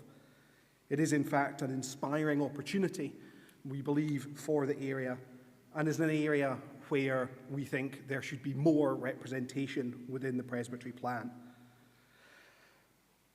We recognise that in Neilston we have 2 church buildings and are prepared that they should be moved down to 1. That planning has already been in place for several years, although the choices of which buildings to retain are not clear. Our concern does come, however, with the categorisation of all 4 buildings in the cluster being brought down to Category B, provisional, and with the idea that we should sort that out amongst ourselves. Also with the concept that there should only be 2 buildings, one in Neilston and one in Barrhead. If this is, I do have the question, which I think will be answered because my 2 colleagues have already asked it, what the standing of B provisional is and whether PinPeg will accept that. But I suppose my main point is to say that either Presbytery should decide what buildings are closed and communicate that, as has been done elsewhere, rather than asking us to bite the bullet and do it ourselves, something which, as Tim says, will drive us apart, not bring us together. But if it is our decision, and then the decision must be allowed that we maintain more than 2 buildings. Barrhead is a large place. We have 2 viable congregations, and having 1 congregation with 3 worshipping communities is, I believe, a valid way forward for us. Therefore, either can we stop messing about with provisional grades that we do not know whether they have standing, or can we allow us to decide how many of those buildings we maintain ourselves? Thank you. Thank you. Jack, I invite you, or indeed for you, to nominate a member of your committee to answer the questions. Oh, sorry. Did I overlook someone wanting to speak from? Jonathan was wanting to speak as a member of the planning committee. So that was why I was inviting Jack to speak, inviting Jonathan if he wished to. I think Jonathan, he wanted to address a specific thing. I think he should do his specific. Okay, if you do your specific. We have before us the question, why is Renfrew North a category B? Why team ministry and why provisional, as far as I understand it from those comments? To consult with my colleague.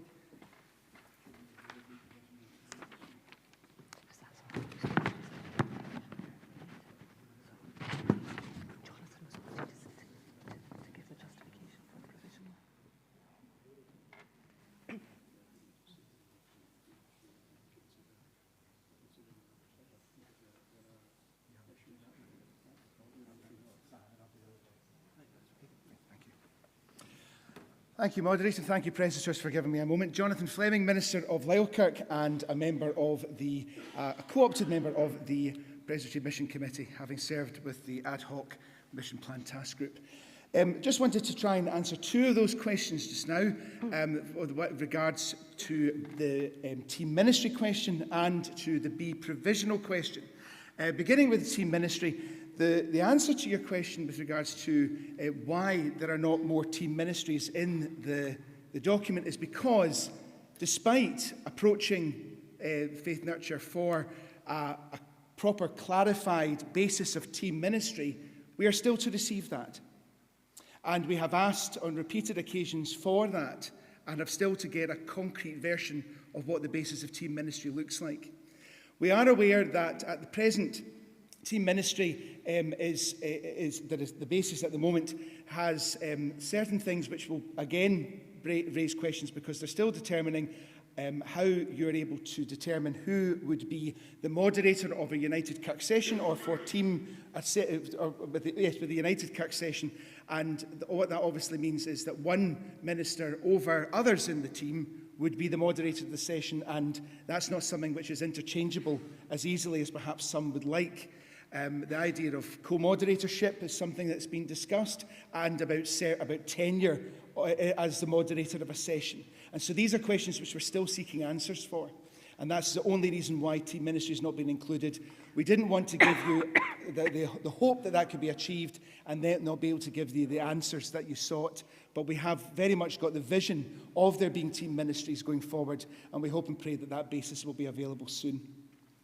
Turning our attention to B provisional, the reason why B provisional is there is because there are situations where we are trying to find out, in conjunction with everybody in an area or a cluster in question, how they see the best way forward and to determine the best way forward without that definitive answer coming right now. The General Trustees at the moment are quite terrified by the number of buildings that are potentially going to be coming up for disposal and are asking that we stagger those in the first instance. because of the number of buildings that are going to be coming potentially onto the open market as a result of disposals. And B, provisional is not an attempt to stall that for some congregations, but to allow for a short period. And we've now been asked to determine what that provisional category would mean in terms of a timescale, to allow for a concrete answer to be produced much sooner than later. So I hope those two things are helpful, and I'm going to pass over to Jack to discuss Renfrew North. I'm going to step in there. Thank you very much, Jonathan. I think responses to questions about individual congregations and their category A or B should be left for further consultation when the Presbytery Planning Group come and meet with you. And for once, the clerk and I are of one mind on that. So we move on. Sorry. Minute that, please, Karen. We move on to Cluster C. No, you're not. We're not answering it. We're not answering a question about a specific category of a specific church. We'll do that in the consultation. We're moving on to Cluster C. So I invite those who wish to speak for Cluster C to come forward.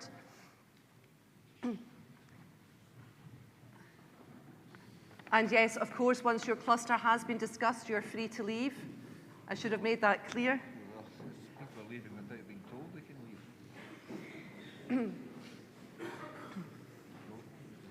Hugh coming down here.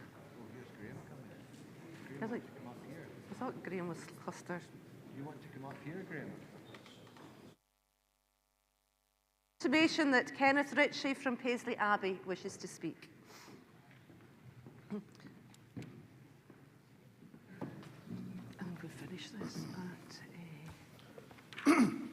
Moderator, Clerk, ladies and gentlemen, good evening.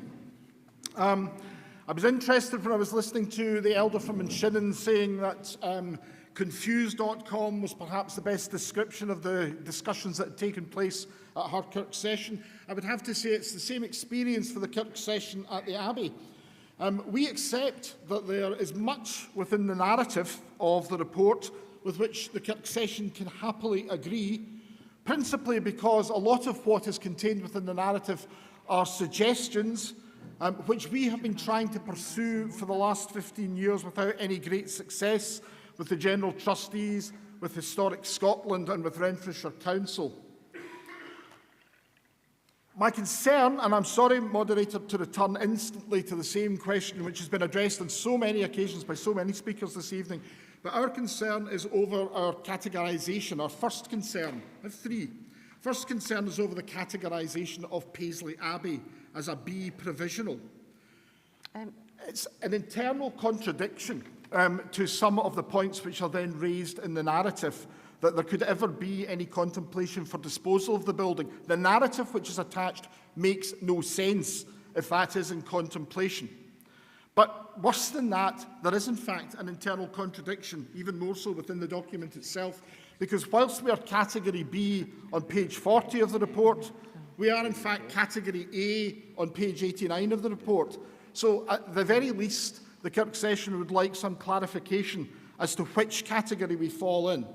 If we're category A, the narrative certainly makes more sense, except perhaps for the comment that says that there are existential questions to be answered.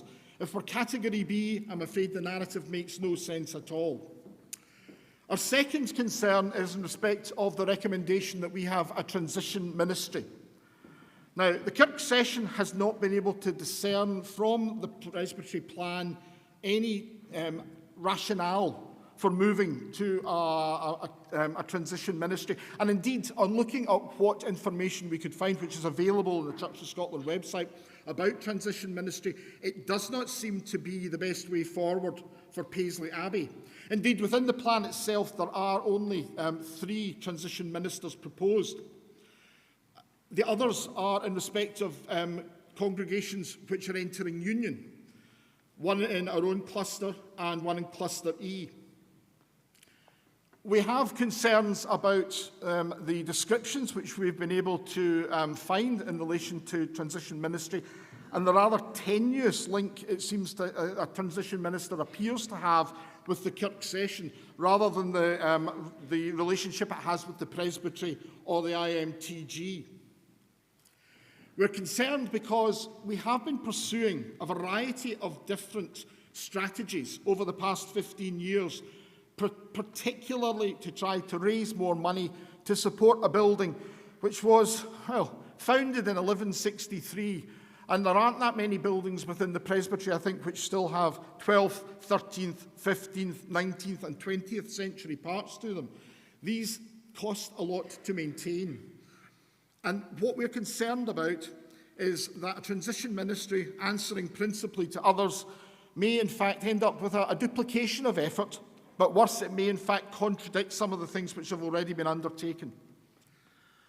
And last of our concerns, and I think possibly the greatest of our concerns, is that it's a 0.5 full-time equivalent which is being suggested for Paisley Abbey.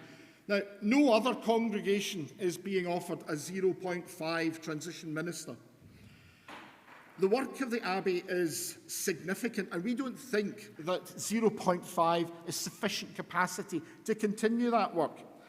I'm not going to list the range of activities or the range of outreach activities that the Abbey is involved in. We have already submitted to the Planning Committee a copy of the motions that we'd intended to make this evening, but also the submissions which we think support those motions, and a variety of other documents which we think outline quite clearly the significant range, the myriad of pieces of work which are undertaken with our youth groups, our community outreach. But also, and again I was interested to hear the elder who spoke from Midkirk and Greenock talking about the civic responsibilities, because the civic responsibilities for Paisley Abbey are significant and extend beyond Renfrewshire. They extend to Inverclyde, sometimes into East Renfrewshire as well. Paisley Abbey is often used as the centre for commemoration and celebration by the lieutenancy as well as by the three councils. We also have Can I ask a number you to come of to a close, please? Yes, Thank we also you. have a number of staff. And our minister essentially is at the top of the pyramid and has to manage those staff. So taking all of these different elements and wrapping them together, we simply do not think that there is sufficient capacity in a 0.5 full-time equivalent for the next 5 years. In many respects, Moderator, we welcome what is happening this evening, because our principal motion, which we would otherwise have been making, was to ask for a moratorium on the decisions in respect of the Abbey.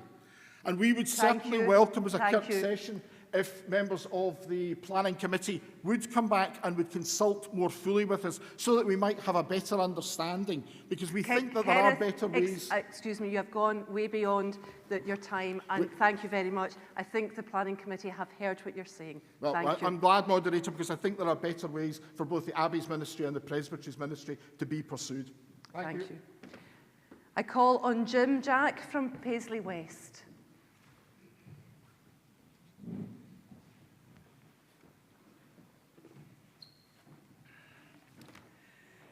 Madam Moderator, members of Presbytery. I'm the Session Clerk of Paisley West, and the elders have actually asked me to say to you that these long-distance unions don't work. They want Paisley West to go with Linwood. Between us and Linwood is a scheme called Fergusley Park. Most of the youth that are members of our youth organisations come from Fergusley Park. To get to the old St Ninian's Church, we're only talking of 0.8 miles. To get to Linwood Parish, the shortest route is 3.2 miles. No one is going to make that journey. There needs to be more discussion between all parties. The parish boundaries are crazy. They should be done away with and redone. In terms of taking on another building, when we already have the St Columba building, the manse for St Columba is sold. I know it was mentioned about the property that the church are going to have to dispose of. But the members of St Columba, when they joined us in union, they voted to do away with their building. They came to us at King Street. We still have the building. To add another building to that also creates the cost. Now, all the buildings we have are provisional B, and yet we have made that decision, and it has been, Presbytery was informed that we are all together in one building, but we still have one. As I've said, the parish boundary needs to be withdrawn. It needs to be restructured and drawn. I am in the fortunate position of having one of the town planning officers as a BB officer. And the young man says, the current plan as it stands does not work. We need to have these discussions with the representatives of Presbytery and between the different churches involved within this cluster to make sure that it works for us and it works for our congregations. If it doesn't work for the congregation, we don't have a church of any description. And I think that applies to everyone in here. The people are the church, and we need the people. Thank you. Thank you, and also thank you for sticking to time, coming in under time, Jack. Just like to, sorry, Jim, sorry.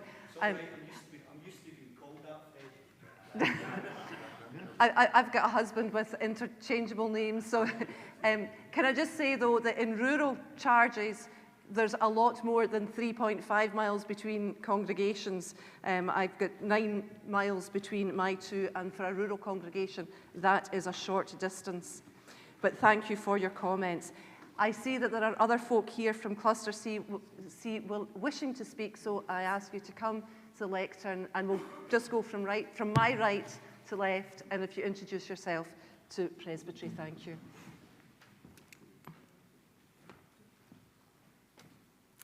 Moderator, Jessie Cross, Presbytery Elder, Paisley, Oakshaw, Trinity. The following are the 4 questions and comments in relation to the draft plan that Kirk Session wish me to bring. 1. In respect of parish boundaries, it is felt that having 2 areas of deprivation, i.e. Fergusley Park and Gallow Hill, would be too heavy a workload in one parish, even allowing for a pioneer minister. Can we confirm that Gallow Hill will be going to another parish? 2. If there is a change in the current pioneer minister, is there a guarantee that this post will be filled by another full-time equivalent minister? 3. Will the pioneer minister be allocated only to Fergusley Park, or would the job holder's job description allow the job holder to be used throughout the extended parish as required? 4. We would ask for it to be noted that our ministry and mission allocation is shown as £60,000. However, we also contribute to the extent of in excess of £20,000 to the United Reformed Church, who is our partner in the local ecumenical partnership, and which contributes to our minister's stipend. Thank you. Thank you. Can you just clarify what you were asking in number 4 there? We were just making a note. Making a note, right, thank you, thank you. Anyone else from Cluster C? Thank you. Thank you, Jessie.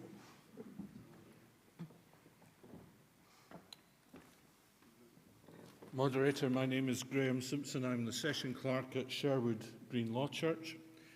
I've been asked to comment on the plan by our Kirk Session. We fully understand the current shortage of ministers within the Church of Scotland and the need to plan the Church's mission going forward. But like many others, we are very concerned that this is a plan to manage the contraction of the Church rather than its growth. And accordingly, we've tabled 5 questions about the 5 marks of mission for Presbytery to answer. Firstly, in what ways is this good news? Secondly, how does it help us reach new people? Thirdly, how does the plan demonstrate a freeing up of existing patterns to create new ones, like team ministry? Fourthly, what evidence in this plan is tackling unjust structures? How will it encourage people, as we've heard so much this evening, who feel let down by the closure of their buildings? And fifthly, in what ways is this plan safeguarding the integrity of our creation? As a Kirk session, we are very concerned about the lack of consultation that has taken place so far, and we're therefore grateful that this meeting has become a consultation rather than a decision meeting. We are described in the draft plan as a healthy church. We have been fortunate to have had the ministry of John Murning for the last 8 years, building on the work of Alistair Cameron and Duncan McLaughlin before him. Prior to the pandemic, we were fully involved in the Path for Renewal project. We're deeply involved in our local parish community with schools and disadvantaged groups, and our buildings, like so many others, are used on a daily basis by a large number of youth and community groups. We were hard hit by the pandemic, as many have been, but we've been able to develop live streaming to a digital audience, and our numbers in face-to-face worship are continuing to recover well. I'm quite sure that St Mark's Old Hall could say exactly the same things about themselves. The idea of a future union of Sherwood Greenlaw and St Mark's Old Hall had been raised in the previous Paisley and Greenock Presbytery plan. Both congregations were approached about this at the time of the last vacancy in St Mark's in 2019. After brief discussion, both parties were of the view that St Mark's should be allowed an unrestricted call. Presbytery concurred, and the Reverend Sonia Blakesley was duly appointed. Both churches are therefore in the fortunate position of having established ministries. At this point in time, we have no indication that either Sonia or John intend to retire or have been called elsewhere or are likely to do so within the timescale of this plan. Since the draft Presbytery plan was published in June, both sessions have discussed its contents. A small group of office bearers from the 2 churches met in August and again in September, the second time with a single representative from Presbytery. The revised text of the draft plan has been based on that second meeting without further promised consultation. Although our meetings have been amicable and we have agreed to work together going forward, as yet neither group has a clear understanding of all of the life and work of the other, as in truth we've been largely living in our separate bubbles until now. If we do not fully understand each other as 2 congregations, then we do not see how Presbytery can understand us either. We at Sherwood Greenlaw believe that much more work needs to be done to understand the current position of the church in East Paisley and the best way forward for the future.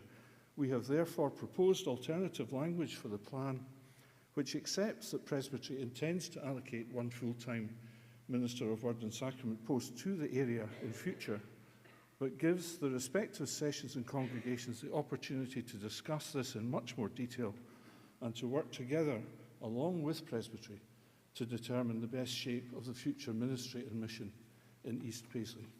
Thank you, Moderator. Thank you, Graham. Anyone else from Cluster C?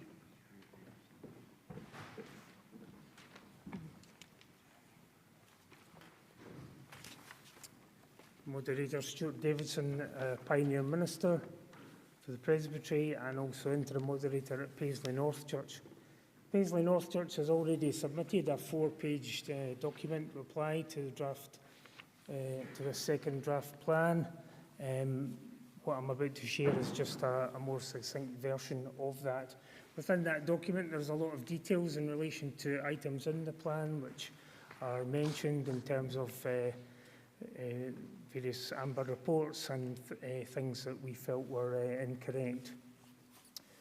Paisley North Church seems to have slipped through the net. I'm not quite sure why. Well, actually, I am sure why now, thanks to the visitation team who kindly sent a member of the team to us last Thursday night. So that's the first time we had met anyone from the planning team in relation to the plan in order to give kind of face-to-face feedback. I have the reasons for that, as I say, and I believe them to be genuine, and it's no one's fault, just basically down to sheer amount of work involved, given the fact that folks are ministers as well. These are the thoughts of Paisley's North Church's Kirk session. We wrongly assumed that all the recent work of unions in terms of Paisley North, South, West, etc. were the outworking of the plan. We obviously were wrong with that, and in many ways tonight I come to you in a different vein, one that I don't think I've heard so far, and it is purely this, that the congregation of Paisley North Church are bewildered by the plan. They are also in a position of being in sorrow and in pain as a congregation due to the number of unions and church closures that have happened in the last 5 years. 3 in particular, St James's, St Ninian's and Sandyford. And if you remember rightly, that involved the breakup of a union and then another union. So the folks are really at a loss, genuinely at a loss with the Church of Scotland. The Union of Paisley North Church has, we can understand, a reduction in the number of people coming across into the Union. We reckon it's probably about a third. So far we've lost members just by being united, and basically we just don't want to go through that again.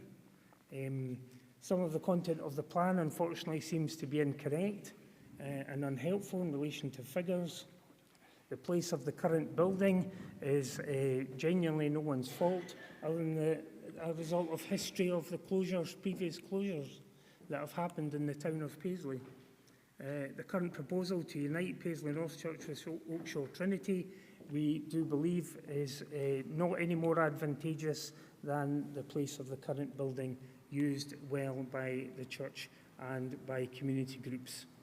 We do recognise the pressures upon the wider church, and yet we believe that there are further missional opportunities to be had, along with the developments taking place in Paisley Town Centre. We believe that the opportunities for the church to be more missional in the wider area that already is Paisley North Church's parish.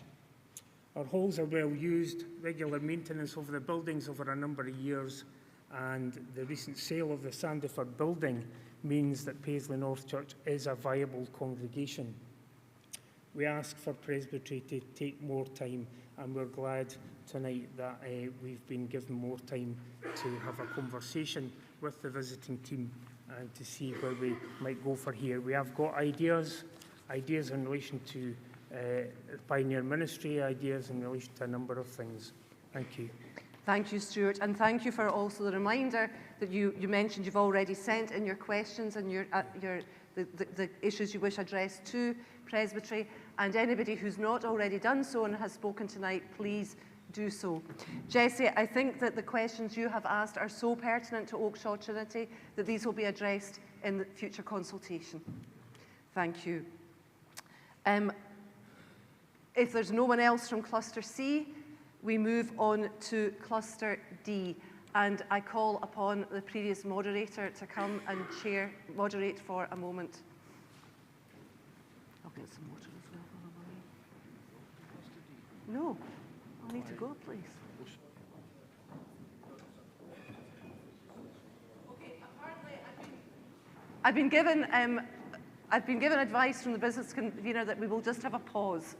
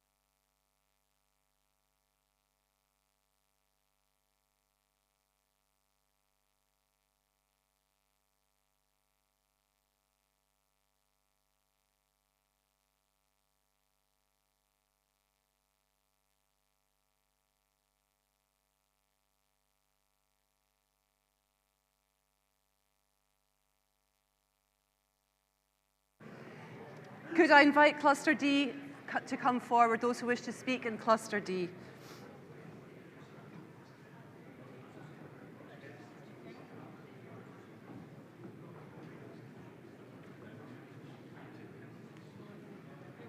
Has God been gracious? Sorry? Has God been gracious? No, I think there'll be more coming. I would just get started. So. Even though the clerk's not here? Don't worry. Who's going to go to the toilet? Probably. I don't think he has to be here.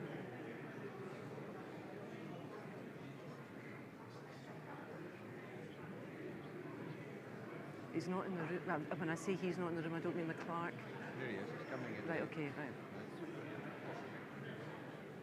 Right, I would just move on because that's 25 to... Okay, that's 25 to 8, and so we turn to Cluster D, and I firstly invite Martin Perry of Bearsden, Killermont to speak.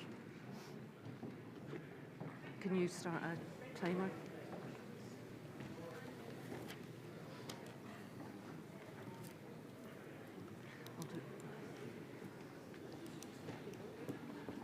Yeah, can someone do the timing? Okay, my name is Martin Perry. I'm the session clerk at Killermont Parish Church in Bearsden. Just want to say thank you for the opportunity for being able to speak, and we also welcome the extension of this consultation period and hope that addition will add to the quality of the decision making around the draft report and improve it.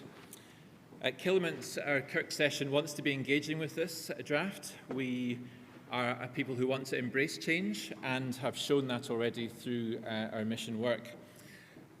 One of the main outcomes was to consider a union with Westerton Church, and we've already begun to embrace that with some conversations with them. However, we have one or two questions to raise. Our session on board was concerned about the severe reduction in ministries allocation within Bearsden. Now, as recently as June 2022, Presbytery was proposing a reduction in the Bearsden ministries from 5 to 4, and in Mulgai from 3 to 1.5. The draft proposal now puts forward a suggestion of Bearsden from 5 to 3, that's a 40% reduction, and from Mulgai from 3 to 2, a 33% reduction.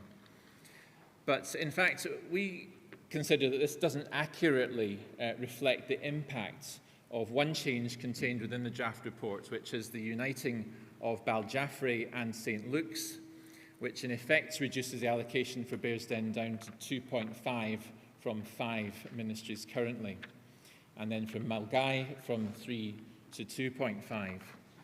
So there's quite a significant reduction, 50% for Bearsden and Mulgai of 16%. And we'd like to clarify the justification for such a radical difference between these two commuter towns.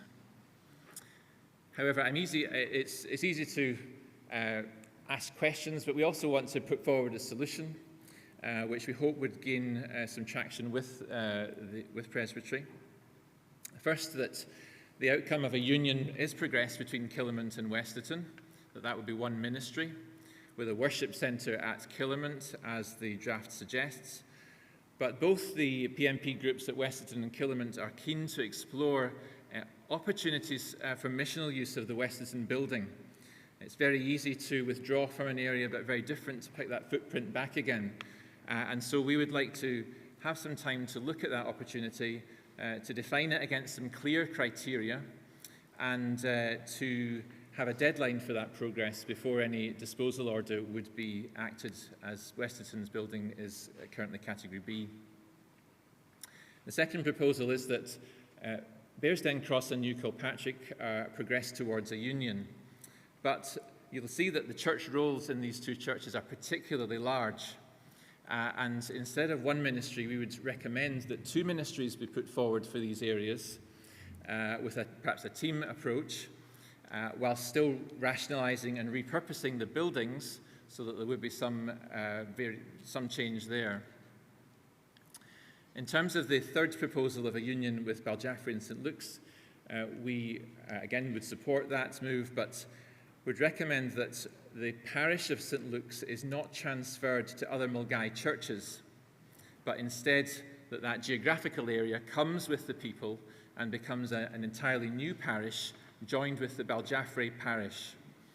So that would be one ministry, 0.5 from Bearsden and 0.5 from Milngavie. That would leave one further ministry allocation within the 5 bracket to be allocated to Cairns and St Paul's Baldernick in Milngavie, which could also progress to Union. And this was foreshadowed in the draft report as an aim, and we think rather than delay that, it would be more appropriate to be considering that at this stage. So these are the main concerns we have and some suggestions.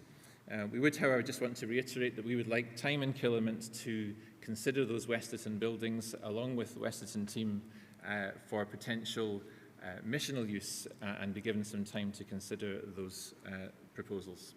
Thank you, that's all I have to say. Thank you very much, Martin, and I'm sure that your comments will be considered under further consultation. Thank you. Can I call Alistair Burrows from New Kilpatrick Parish Church?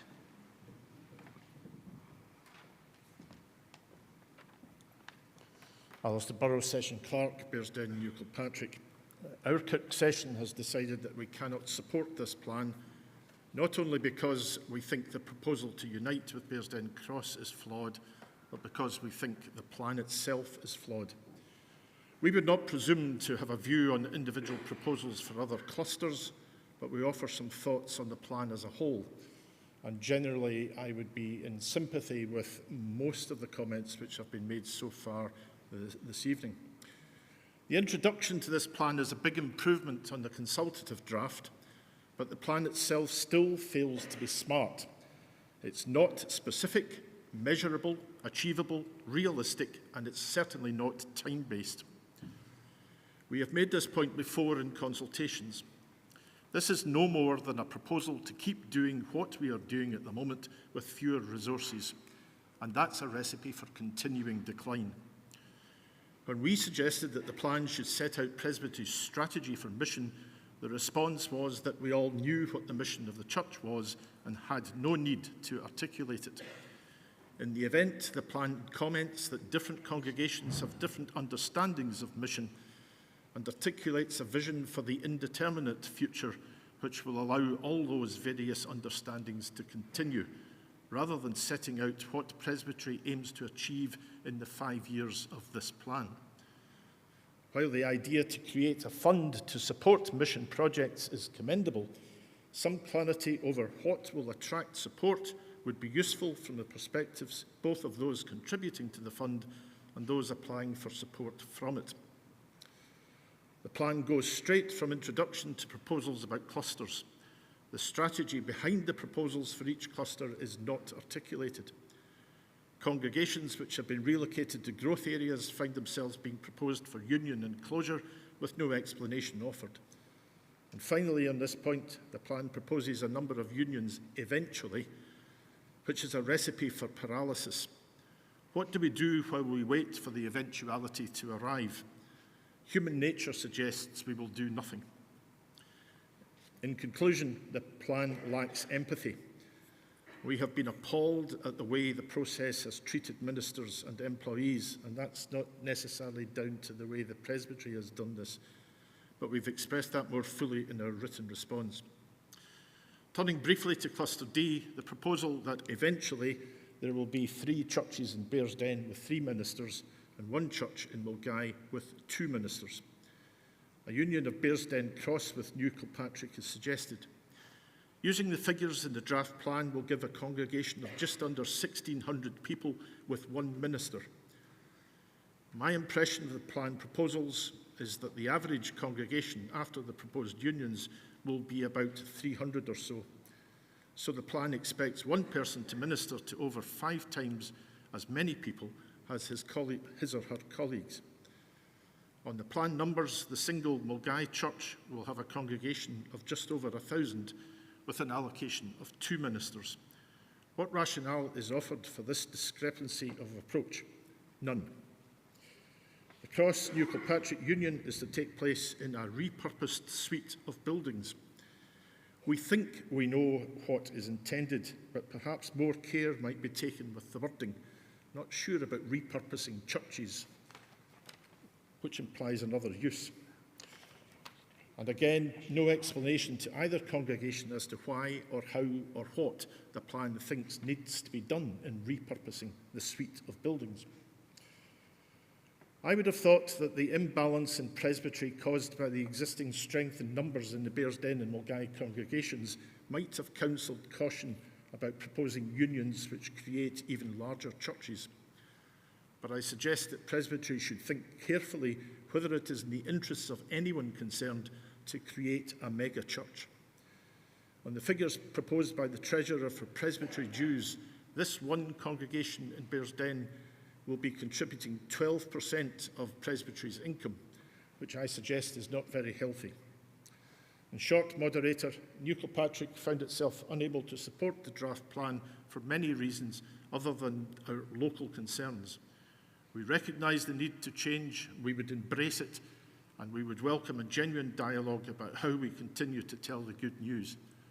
Regrettably, in our view, this draft is an opportunity missed and a failure to respond to the call for radical action. Thank you, Moderator. Thank you, Alistair. And I call on Ewan Miller from Westerton.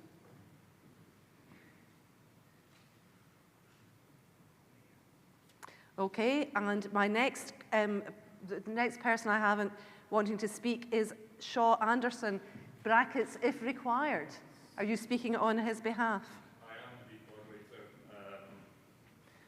Moderator. Last minute changes, things crop up with family and what have you. I'm Ramsay Shields, I'm Minister at St Luke's Church in We Mulgai. couldn't forget. Well, I readily do and others do. I am forgettable. I realise that myself. Moderator, St Luke's are grateful to the Planning Committee for this further period of consultation. We're grateful to Ken for visiting our Kirk session, and I think tonight we just want the reassurance that our written submission has been passed on to the Planning Committee, which we know it has, but we're looking for that assurance. I don't have much to say tonight at all. Really just to say that we are firmly of the belief that the parish should not be split, and that further consideration is given to the strategic site on which we find ourselves in Mulgai. We are distanced about 3/4 of a mile from the centre, where the other two churches are. We moved there for the purposes of mission way before my time. We are in a strategic place for mission. We are in the part of Mulgai that is growing most, and it makes no sense to us to retreat from that site, whether it be in the present building or otherwise, or we look at other possibilities. We are in fact open to readjustment. We're not close to that at all. But the one thing we would ask the Planning Committee to consider is our parish, which we have worked hard over a number of years, the site on which we find ourselves, and the assurance that the Planning Committee will take these things on board. Oh, one other thing, yes.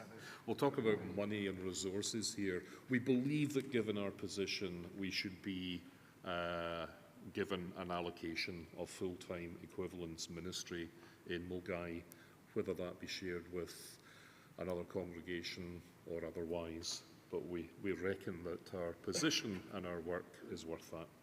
Thank you very much, Moderator. Thank you. Thank you, Ramsay. I can assure you that your comments have been passed on to the Planning Committee and will be dealt with in due course. Lynn Fordyce from Clydebank, Kilbow, St Andrews.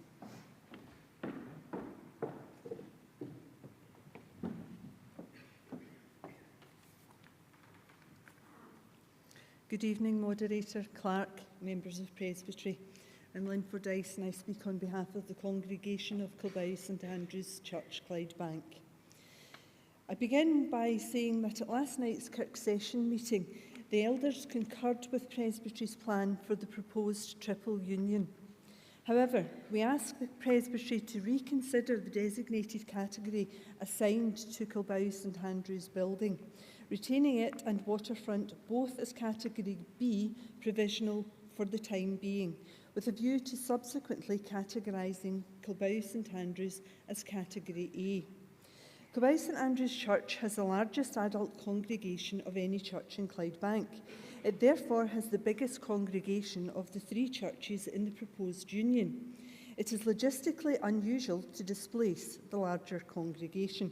It could therefore be perceived that the decision is purely a financial one, without cognizance being taken of the many positive attributes Clyde St Andrew's Church has. The cost of repairing Clyde St Andrews is cited as a reason for closure.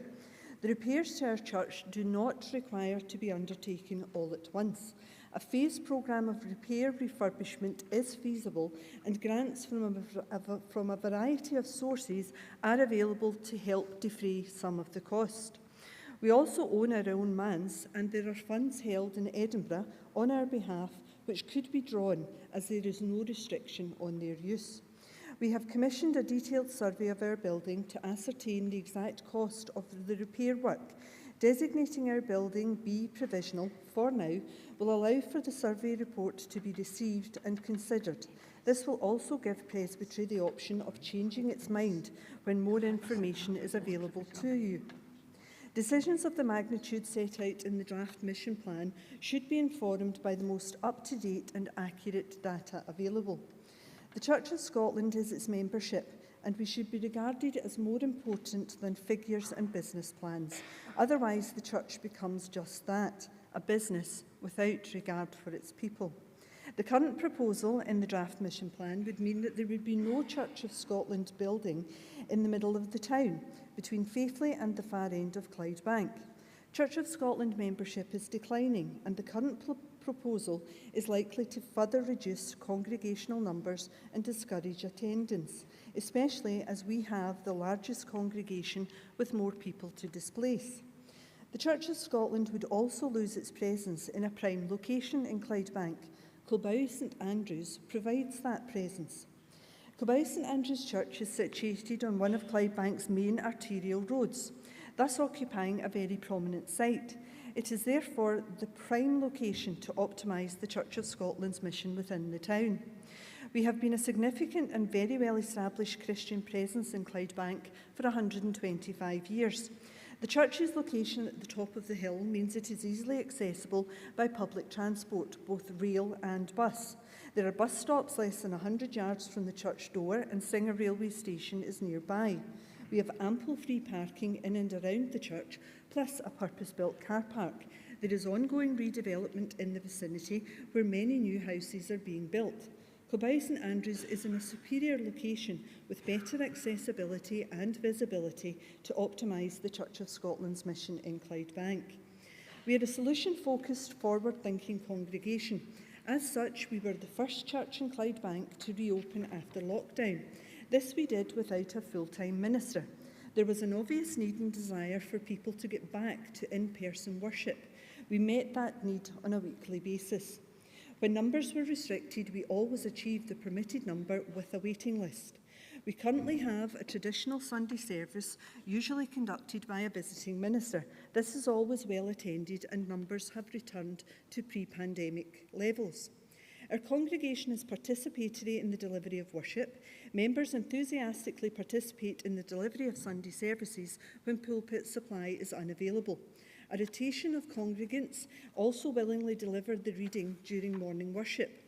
All office bearer roles within the church are filled.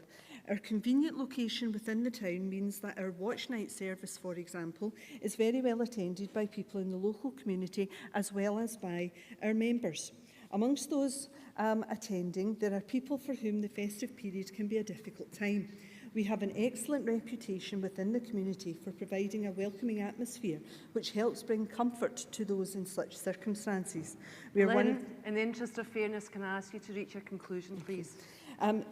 Children are the future of the church, and we have over 100 children who come through our church on a weekly basis through a variety of uniformed organisations. We're also very involved in outreach within the Clydebank area, and we have the Clydebank Blitz Chapel in our church, and that... I have to ask you to come to draw to an end. Sorry. Thank you. And that is something that we would like to retain, and it's very important to the people of Clydebank. So in conclusion... Thank you. Sorry. Can I just say, going back to the comments we had earlier about be provisional, I don't want to speak to a specific charge, but my understanding is that the be provisional is to allow you time to do what you're asking to do to your church. Okay, so I just want to give you that reassurance and the reassurance that we've heard the other things that you have said this evening. I notice that there are other folks from... On your point that you've just spoken to? Yes. Can I... If it's a question, yes. The new draft plan that we've recently received changed the assignment of an A recommendation from the submission of the Presbytery representatives who had visited in Clyde Bank. I understand, and so do the elders, that matters would be discussed and the planning committee might need to consider matters brought to their attention, and that's the way these things go. What caused considerable distress and concern for the elders at Waterfront Church and the congregation too was that there was no communication of the change from the submission to the entry in the plan. When you make a categorical statement, a very clear statement that says it's for this reason, then it really It is my understanding that... It's important that the planning committee make clear in advance of decisions what's going on, because it creates real problems within congregations that presbyters might understand. And the use of the B provisionality is, it means under the Act, it's A or B, and a B is closed. That's not the intention. There should be more explanation of it. It's a failure to communicate, and it's not quite as easy as I think you were suggesting it has been practiced. So I'd ask you to bear that in mind, if you would be so good. Thank you. Anybody else from Cluster D wishing to speak? Oh, yes. So I saw the hand first. So I'll go back along the route. Yes. Okay. Yes.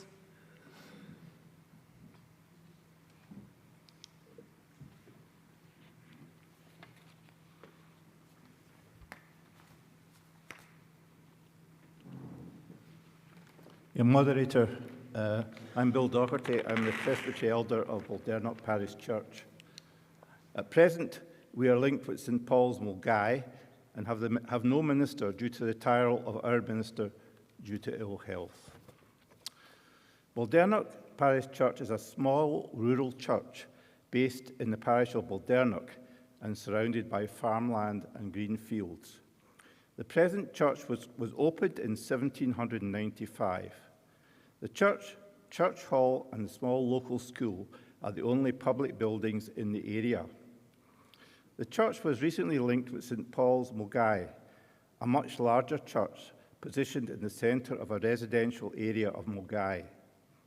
To give an idea of the disparity in size, we have been awarded 13.5% of the vacancy allowance against 86.5% for St Paul's. The linkage has worked well. Members of Baldernock have joined the St Paul's Baldernock Guild and Men's Association. Some joint services have been held. For example, the Christmas Day service is being held this year in St Paul's and the New Year's service at Baldernock. The Baldernock Kirk Session has met and unanimously opposed a union with St Paul's for the following reasons. The closure of Baldernock would mean the end of all Christian worship in the parish. It is doubtful if many of our members would wish to make the journey to St Paul's, a complete contrast to our small local church, and the congregation would simply fade away. Baldernock Church is a pivotal point for the local community, and they would be devastated by its closure. It is envisaged that the church building would close with the union. The building is in excellent order, with no repairs needing to be carried out. The substantial sum received from the sale of our manse is being put to good use, with £60,000 currently being spent on new windows. It is doubtful if the church could be sold in view of its position. Would it simply be allowed to rot away for all to see? The session cannot see why the linkage should not continue. Surely in this day and age, it is not unreasonable for a new minister to look after two churches. The session wished to reinvent Baldernock as a mission-led church within the Church of Scotland, and our ideas were set out in the mission audit response. Unfortunately, we could not progress matters due to the long illness of our minister, now retired, but we are confident with our new minister at St Paul's Baldernock we can move forward. Alas, we fear that with a union this will not be possible. We shall accordingly be requesting a meeting with the Planning Committee. Thank you. Thank you, Andrew, and thank you for being so succinct. It is much appreciated. Bill, sorry, I misheard. I apologise, Bill. Absolutely. I need to have my ears cleared out, don't I? Anyone else from Cluster C? Thank you. Yes. D, wherever we are.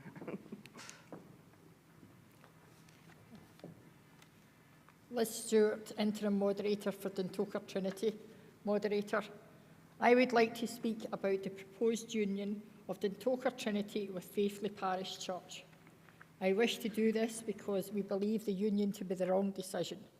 Our preferred union would be with Old Kilpatrick Bowling and Dalmuir Barclay. I could stand here and justifiably argue a case for Dundalk Trinity to stay open. Dundalk Trinity is and has been in the heart of Dundalk since the mid-1800s. I am certain that many members of Dundalk Trinity are hoping I'm going to do just that, as it is a strong church with elders who go out their way to support their ageing congregation and especially their housebound members. This is faith in action. However, at this stage of the plan, we have to be realistic about the future of Dundalk and many other churches in Clyde Presbytery. At Dundalk, we have been realistic about the positive and negative attributes of the church for the last few years, and in fact had been proactive before COVID and instigated meetings with other churches in the area. So, earlier this year, with the proposed congregation visits, the AMBA building reports, etc., we all agreed that Dundalk, although being a beautiful church, is, in today's words, the right building in the wrong place. We understand it is not easily accessible, so is a candidate for possible closure. Also, it's recognised, as with most churches, we have an ageing congregation.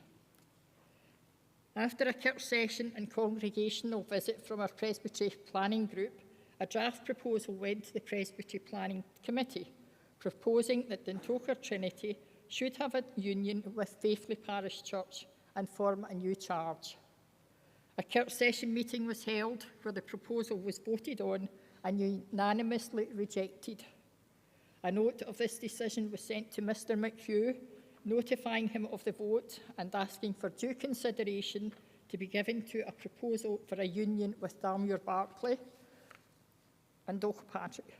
We asked that this be brought to the attention of the next planning meeting before the draft plan was sent out.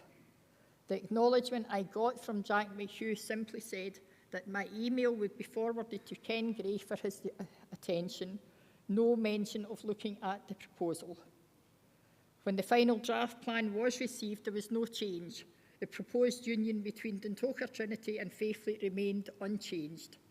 A follow-up email was sent to Mr McHugh conveying our dismay and disappointment that it appeared that our proposal had not been considered or possibly not even brought up at the Planning Committee meeting.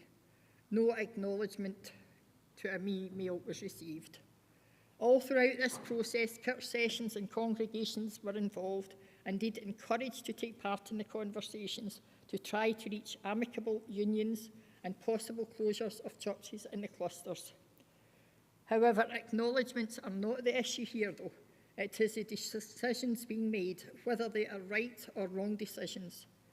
Presbytery are good at making right decisions, but they also have made wrong decisions. And for Dundalk Trinity and Faithfully to form a union is a wrong decision. Let me explain. Linkages, some work and are good for many years. Then Toker Trinity was in a linkage with St Cuthbert's, and this was a good linkage and worked very well. The linkage only ended because St Cuthbert's closed as the congregation numbers had fallen and the maximum attending some weeks were as few as 12. Although it was very sad to see the church close, the elders and the congregation were tired and ready for the church to close and unite with Abbotsford to become Waterfront. That was a union that worked, both church sessions and congregations agreeing. That is an example of a linkage that worked and then a union that worked, and that is really because the congregation and the minister wanted it to work. Linking Dumbarton, St Andrews and Old Kilpatrick Bowling was a wrong decision, and the linkage did definitely not work. Everyone knew it wasn't working and it was a wrong decision, but it took quite a number of years for that linkage to be severed. What I am saying is, a wrong linkage can be severed, a union can't. A union that has been put through against the will of a session and congregation is a wrong decision and will not work. The planning committee have not listened at all. I can only imagine if I was in a congregation or indeed a minister and the Presbytery were going to force a union of another church onto us. A challenge, yes, but Liz, can I ask you to come to a conclusion, yes, please? But what a nightmare. Some of you may say sitting there, bring it on, that it's a challenge, but it shouldn't come to that. Sessions should be listened to. A few of the congregation. You, Liz. Thank you. In the interest of fairness. Thank you for listening. And your comments will be noted by the planning committee. I'll send it. Thank you. Is there anybody else from Cluster D?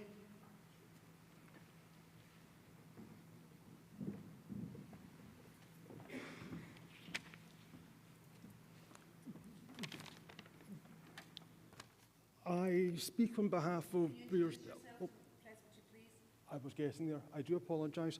I'm Douglas Thompson, an elder of Bearsdale Cross Church. You have heard from my friends at New Kilpatrick, my friends at Killamont. You also, in the planning group, have received the comments of Bearsdale Cross Church. There is a lot of commonality in the views in and around Bearsden.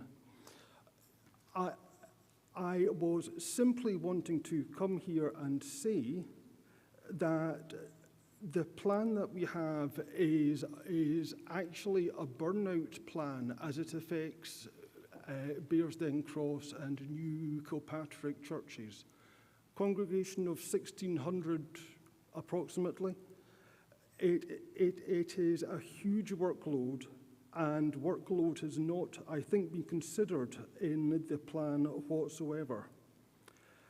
The churches in Bearsden, in particular New Kilpatrick and the Cross Church, have been working together. We have discussed plans. We are keen to explore what we want to do, but what we want to do must surely be able to be done with the correct number of ministers to help us achieve what we're planning for the future. Everything else is in our paper. I think that's me. Thank you very much for being so succinct, Douglas. Roddy.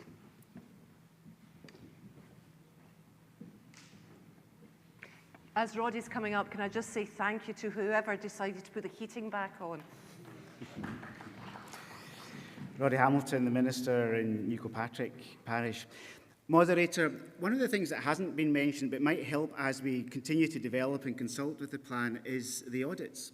Strikes me there is no real missional vision here in the plan and just a unions and readjustments plan. And I wonder if that is partly because the audits haven't been used properly.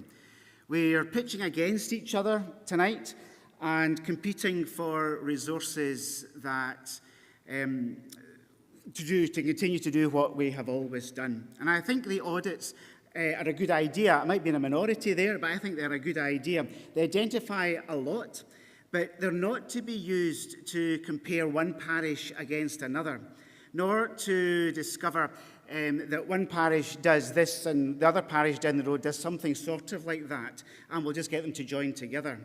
We miss a huge creative and missional opportunity here.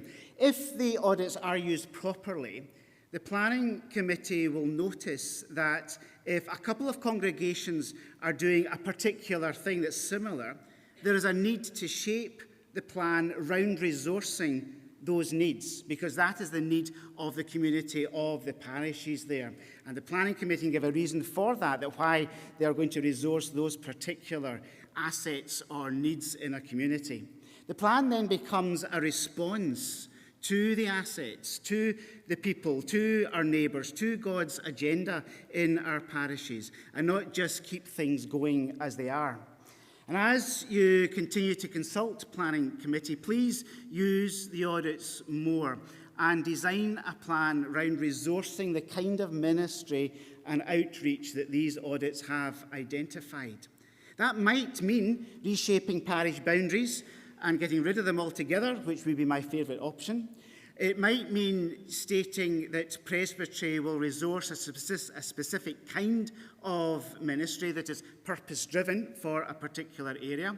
It might mean calling ministers to a specific work that plays to their strengths and not become jack of all trades, because if you look at my trades, I'm the YTS in all of them. It might mean a plan designed to work in partnership, ecumenically, but also with secular organisations as well. It will certainly mean getting rid of Article 3 ultimately, and it would be great if the Planning Committee would be able to lead Presbytery in removing that article ultimately. I'd like to invite the Planning Committee to explore the audits far more thoroughly, so we are not creating a unions and readjustments plan, and one rather designed genuinely for mission that allows all people to engage creatively, which is not used that often, in partnership, which is not done that often, and targeted, which we don't talk about very often, to the needs of our communities or our parishes, so the kingdom begins to transform the relationships that we have with all our neighbours. Thank you, Moderator. Thank you, Roddy. Anyone else from Cluster D? Thank you.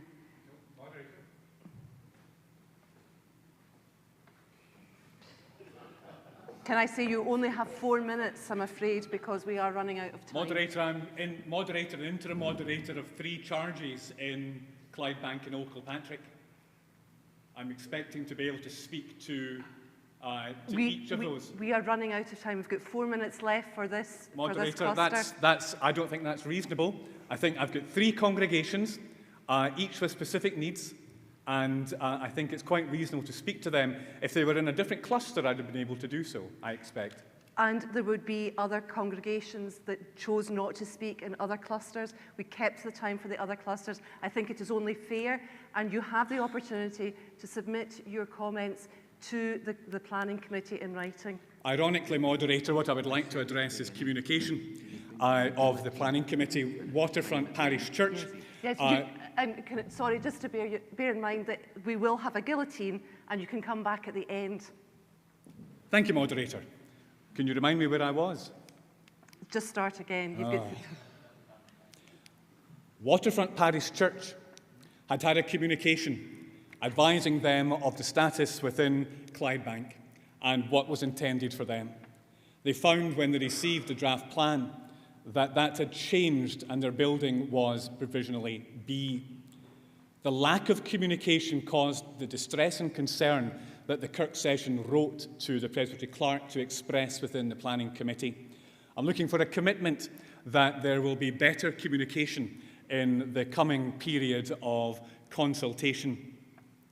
And similarly, in Faithfully, having heard the news of Dundalker's intention to look for union elsewhere, I have no personal disagreement with what they're seeking to do. I would have welcomed the challenge of being the minister in such a move to press on to the union, but neighbours and my brothers and sisters in Dundalker are entitled to seek their own their own desire to involve themselves in the mission to Clydebank their way. However, in this coming period of consultation, I would hope that the committee speak to Faithfully about what will become of their place within the plan at an early date, so there is plenty of time for communication, explanation, and for the opportunity to see relationships not damaged but actually built up. Thank you, Moderator. And as I say, you have the opportunity to come back after the other clusters are considered. Thank you, Gregor. I have no intimation of anybody from Cluster E wishing to speak, but if there are, could you please come forward now? That's fine. I did give indication. Moderator was meeting representatives, Europe Presbytery, so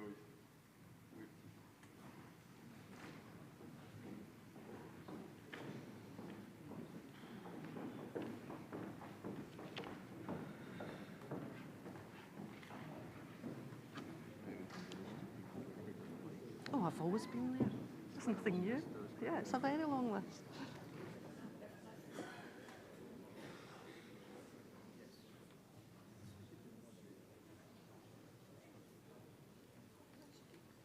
Okay, I invite... That gives me time to do my maths. My name is Kim O'Neill and I am the Presbytery Elder for Bonhill Parish. Can you repeat your name, please? Sorry, we didn't hear. Kim O'Neill. Thank you, Kim. Moderator, thank you for allowing us to speak this evening.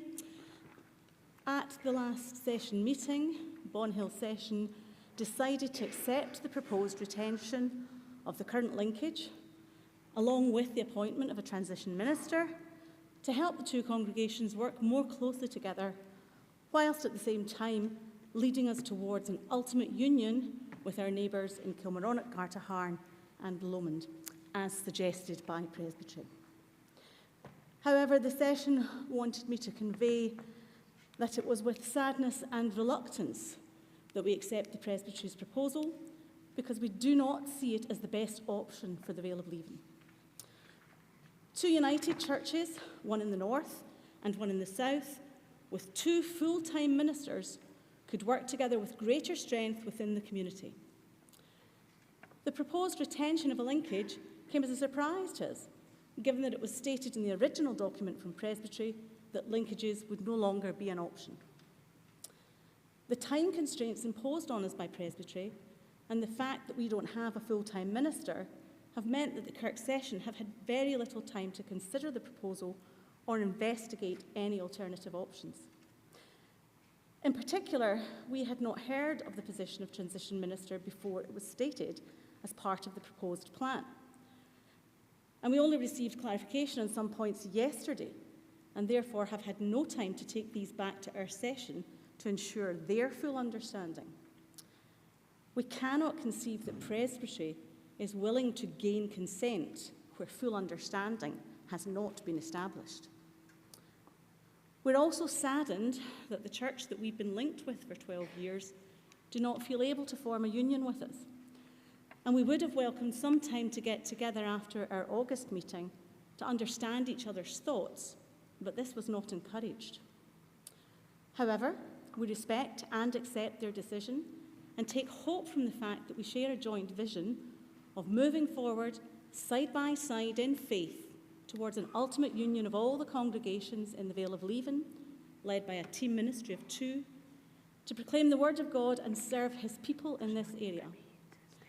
To that end, we have asked Presbytery what help can be given to develop a strategy to lead us towards that ultimate goal. Thank you. Thank you very much, Kim.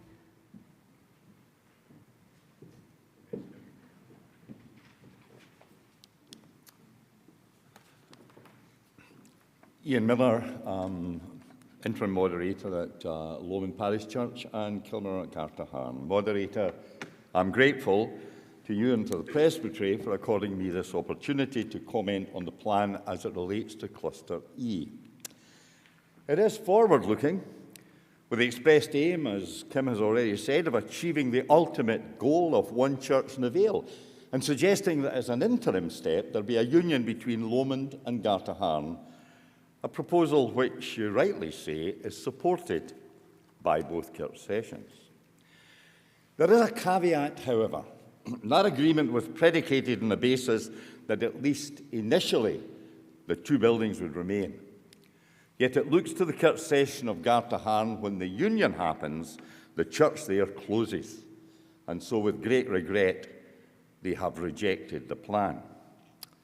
I would plead tonight for a wee bit of wriggle room, with initially the two buildings remaining while options are reviewed during the run of the plan, or, as Jonathan said, a bit of staggering at Gartaharn. I can also refer to what was unanimously agreed as the ultimate aim, and Kim's referred to that as well. One organic union of four churches. And this was the positive message given to the Reverend Alistair Shaw when he met with us on the 16th of August. It was accepted for practical reasons that that could not happen immediately because team ministry was involved. So it was proposed that as an interim step, union at the top end and a similar at the bottom end of Bonhill Renton. Two new congregations working together to devise a mission plan for the whole area. Now, I know the Planning Committee feel that there is too much antipathy towards immediate implementation of the proposal, so transition ministry is proposed as Plan B to go to the end result. I still think the initial proposal given to Alistair should be reconsidered. I've lived there for 47 years. I love the place. I love the people. It's crazy. We can bowl together. We can golf together. We can drink together. We can socialise together. We're even in community enterprises together. But coming together as a church seems to be a problem. Alistair preached a fabulous sermon not so long ago, and most of you heard it. How can we sing the Lord's song in a strange land? It was telling. And I'm sure all the congregations in the Vale that were there that day, when they heard the message, I hope they muttered underneath their breath, because we are Presbyterians after all, hallelujah, amen. The new era for the church may feel like a strange land. I still think we can sing that song.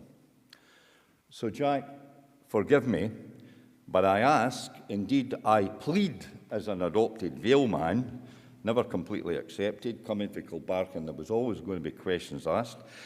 But might there still be time to get those congregations, 4 of them together, or just the 2 at the south, to see if we can work together?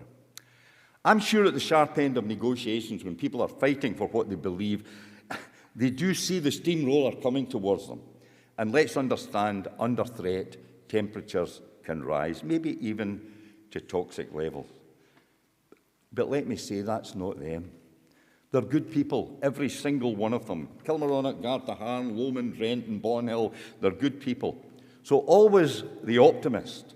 I think there still can be a marriage of these 2 congregations in the south, listening together, compromising together as brothers and sisters in Christ. It would be a sad indictment in all of us if we really are incapable of that.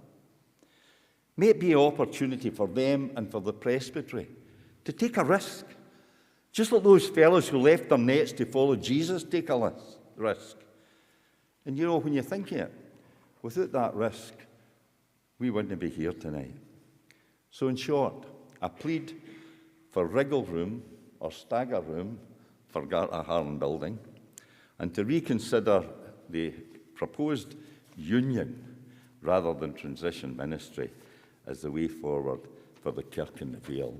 However, I do applaud you, Kim, in suggesting that with reluctance, if there is no other way, you'll go forward.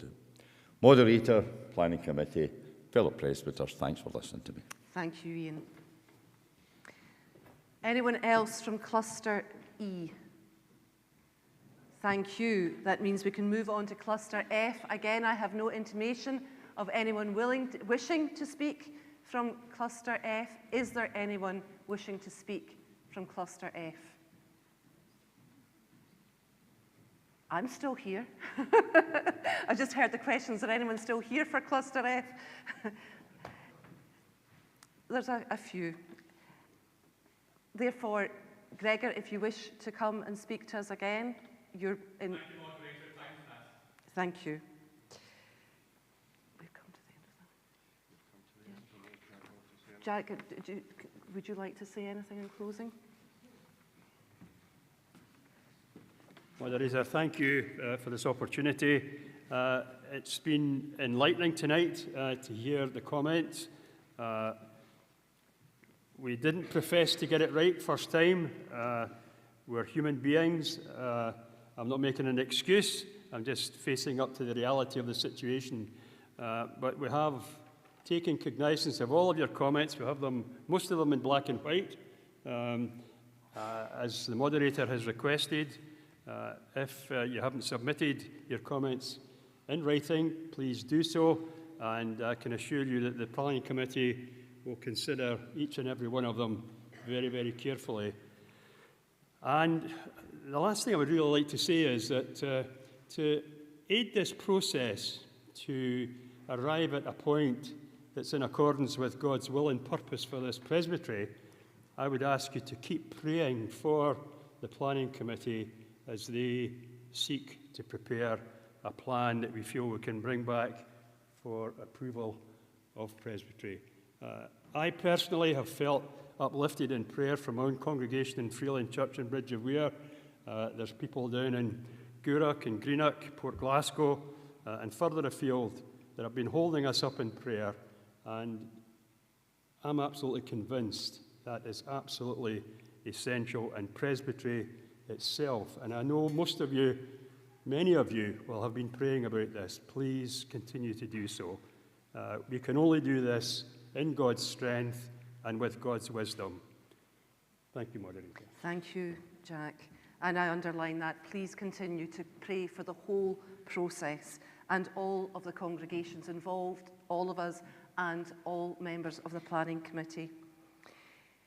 In a change to item 16, we are now adjourned to meet for the purpose of approving the presbytery, the draft mission plan on Saturday, the 4th of February, at a time to be confirmed, and then on Tuesday, the 14th of February, both in 2023, for ordinary business, venue to be advised in due course, and that is true for both of those. Will you please stand? Go to love and serve the Lord by loving and serving the people God has called you to serve, and go above all, knowing that the blessing of God Almighty, Father, Son, and Holy Spirit is resting upon you and dwelling within you all forever. Amen.